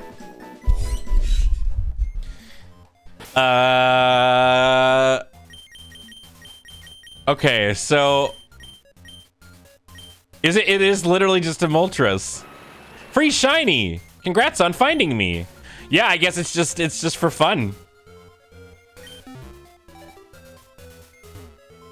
Or wait, Hot Pidgey was a while ago. I see. Never mind. I saw it in my notifications here.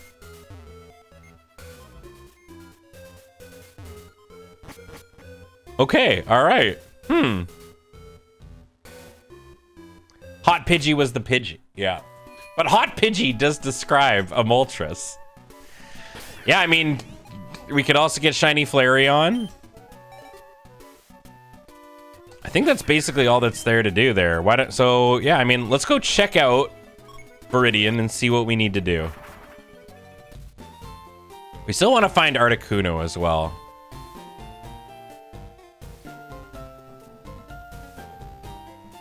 Hi, Grandpa. The gym leader's returned. All right. Do do do do do do do do. Oh shit. Non-stupidity and sense. Uh-oh. Uh-oh. I don't thrive in that environment where you have to use logic. Wait, this is Brock's gym. Hold it right there. You're 10,000 light years away from stopping the DMCA. But now they've put down a warp pad so we can get there easier. That's nice.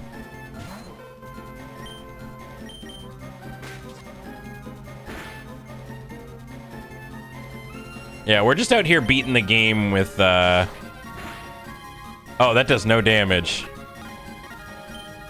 We're just gonna beat the game with our Ditto. Fuck. Our admin is up as an invincible Pokemon. It's immune to both physical and special attacks. You'll never get through. Well, what if I just become their Pokemon? Whoa. We are 10,000 light years away. Cyrus! Or Wolf. Oh, right. Never mind. That joke was used in a different Romhack. You'll pay for this.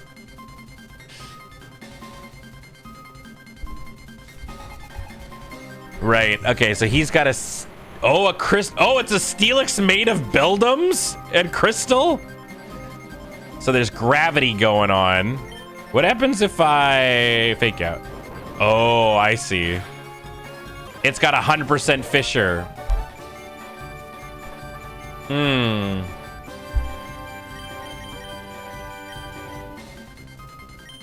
Don't think we have anything.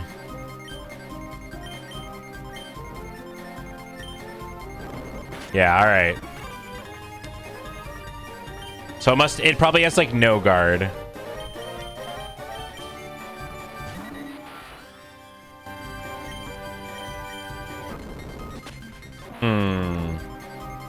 All right. I think we're gonna have to run.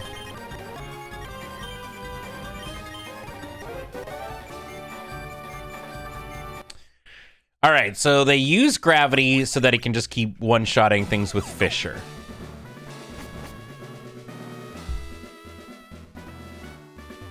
Hintman, girl, what are you doing out here? Looks like you weren't ready for that fight. Would you like to have a hint?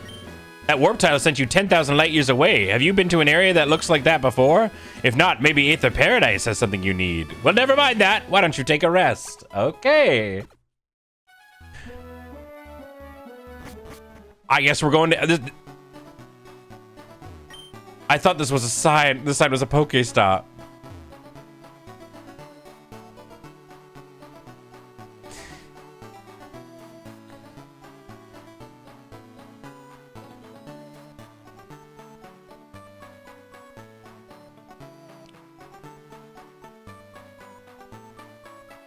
Gravity grounds Pokemon, so no guard necessary. Well, grounds them, but Fisher doesn't have 100%, unless I guess they've made it that way. Anyways, we're flying. So we want to go to Aether Paradise, which we have been to. Night, Kezzy. Hello there, my name's Oak. Hope you're having a wonderful day on this beautiful island. So I can't cut you.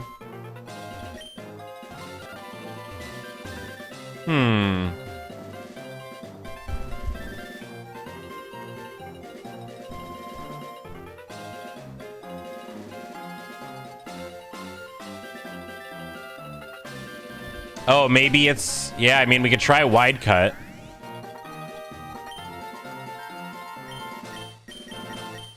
Nope. Yeah, maybe we need to find tall cut.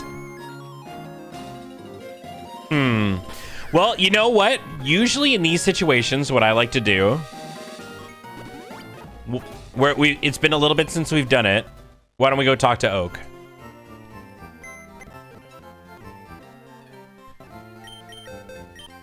Let's do some hints for the last little bit of the stream today. A man said he evolved his execute wrong. No wonder he wasn't able to find cut. Oh, right. I forgot to do this when we reloaded.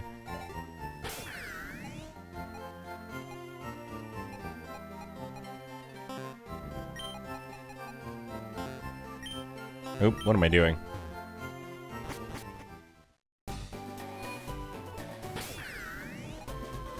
Okay, so if I recall correctly, just so that we can make this go forward here, because we did already do this. We need to go catch ourselves and execute. There we go. Catch the execute. Then we use a... It'd be nice if we could do Oak remotely without having to go to the Pokemon Center every time.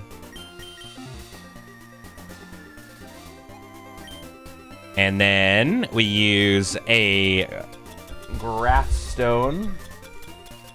Or a Leaf Stone. There we go.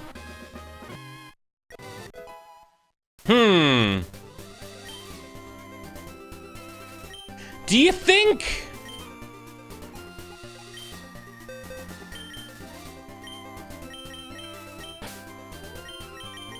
Maybe that's just it?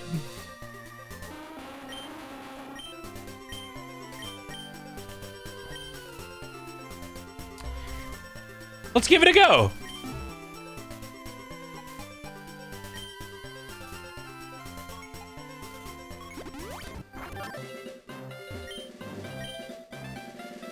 Nope, not the answer. All right.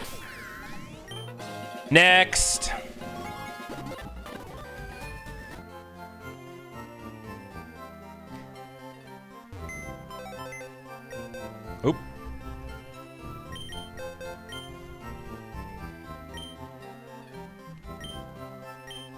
Wasn't there a man in the power plant who was waiting for a third Magnemite? Yes, that is true. Let's go do that.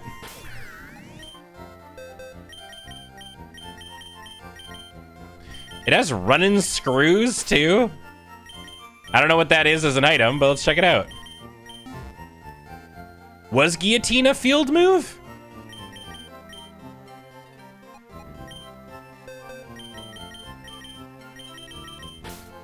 I mean, we've never experienced that.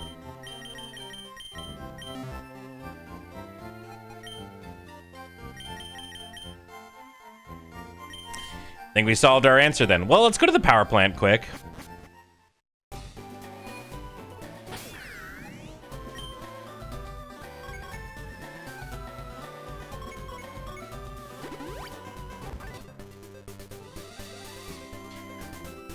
Get ourselves a Magnemite.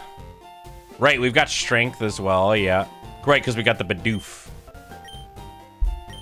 We actually found one already. You don't need yours anymore. Sorry. See you later. Hope you find someone else. Well, how do we... Well, you know what? Sure. Oh, no!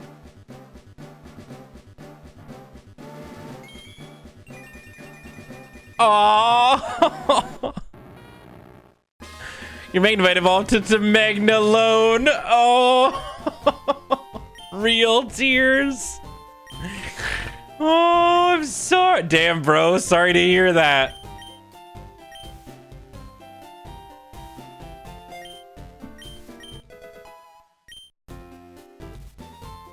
Wants to learn Cry Attack. Damn, bro. Sorry to hear that.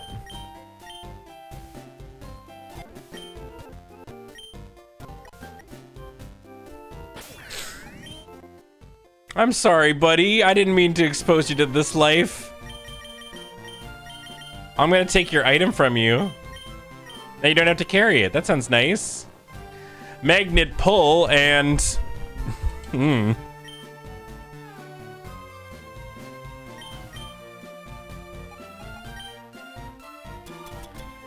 So I wonder what the magnets do. Running screws. Oh shoot, he bolted. And they're gone. Oh. All right, well, that's another one for the decks. Let's see if we can go chop off Oak's head. I totally forgot that, yeah, we had seen Guillotine, I think, before. Maybe Wick will be here. Beautiful, beautiful Wick. Nice.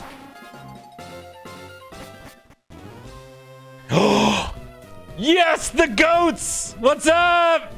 Yo, watch out, you! The DMCA broke in and took over. We're not safe anymore. Stop in the name of the DMCA. Those guys have been calling themselves Team Skull. Ha! We all know they're a poor illegal imitation. Here's the real Team Skull.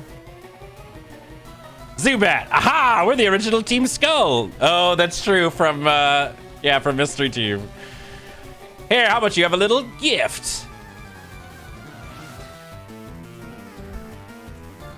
Yeah, it's jank.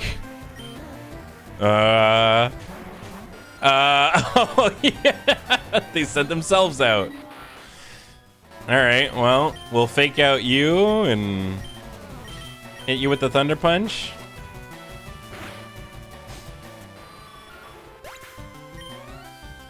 Oh my gosh, it's already noon.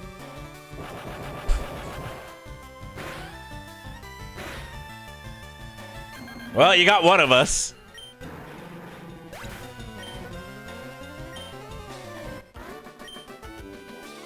Oh, this was a bad plan. Ah, we lost. Let's skedaddle. The boss will take care of this.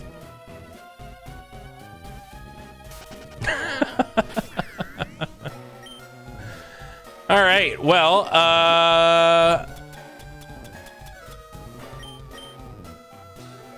nope. All right, Magnolone's all alone. Hey, friends, this actually seems like a really good place to call it for today. We're gonna do the Aether Foundation stuff and go take on the DMCA tomorrow. Oh, Oh, before I get into like a deep new area and solve a bunch of new puzzles. Man, we did so good today. I'm really proud of myself. Good job, team. We made so much progress. Hey, Remy, what do you think? Yeah?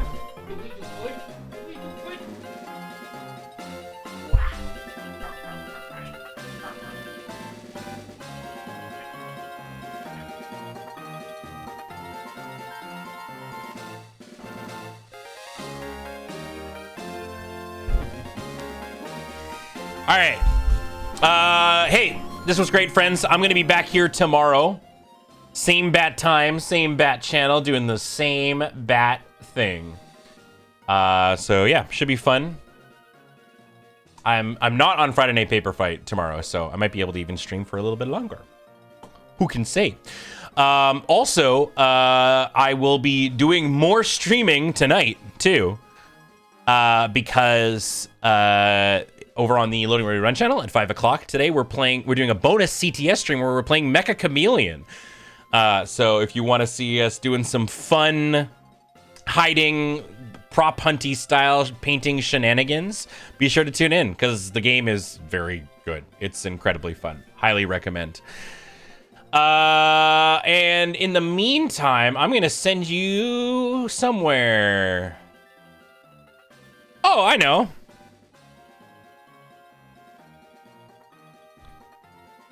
There you go. Hey, looks like they're doing a Pride charity stream for the Trans Wellness Center over on Good Game Society. So go say hi to Becca.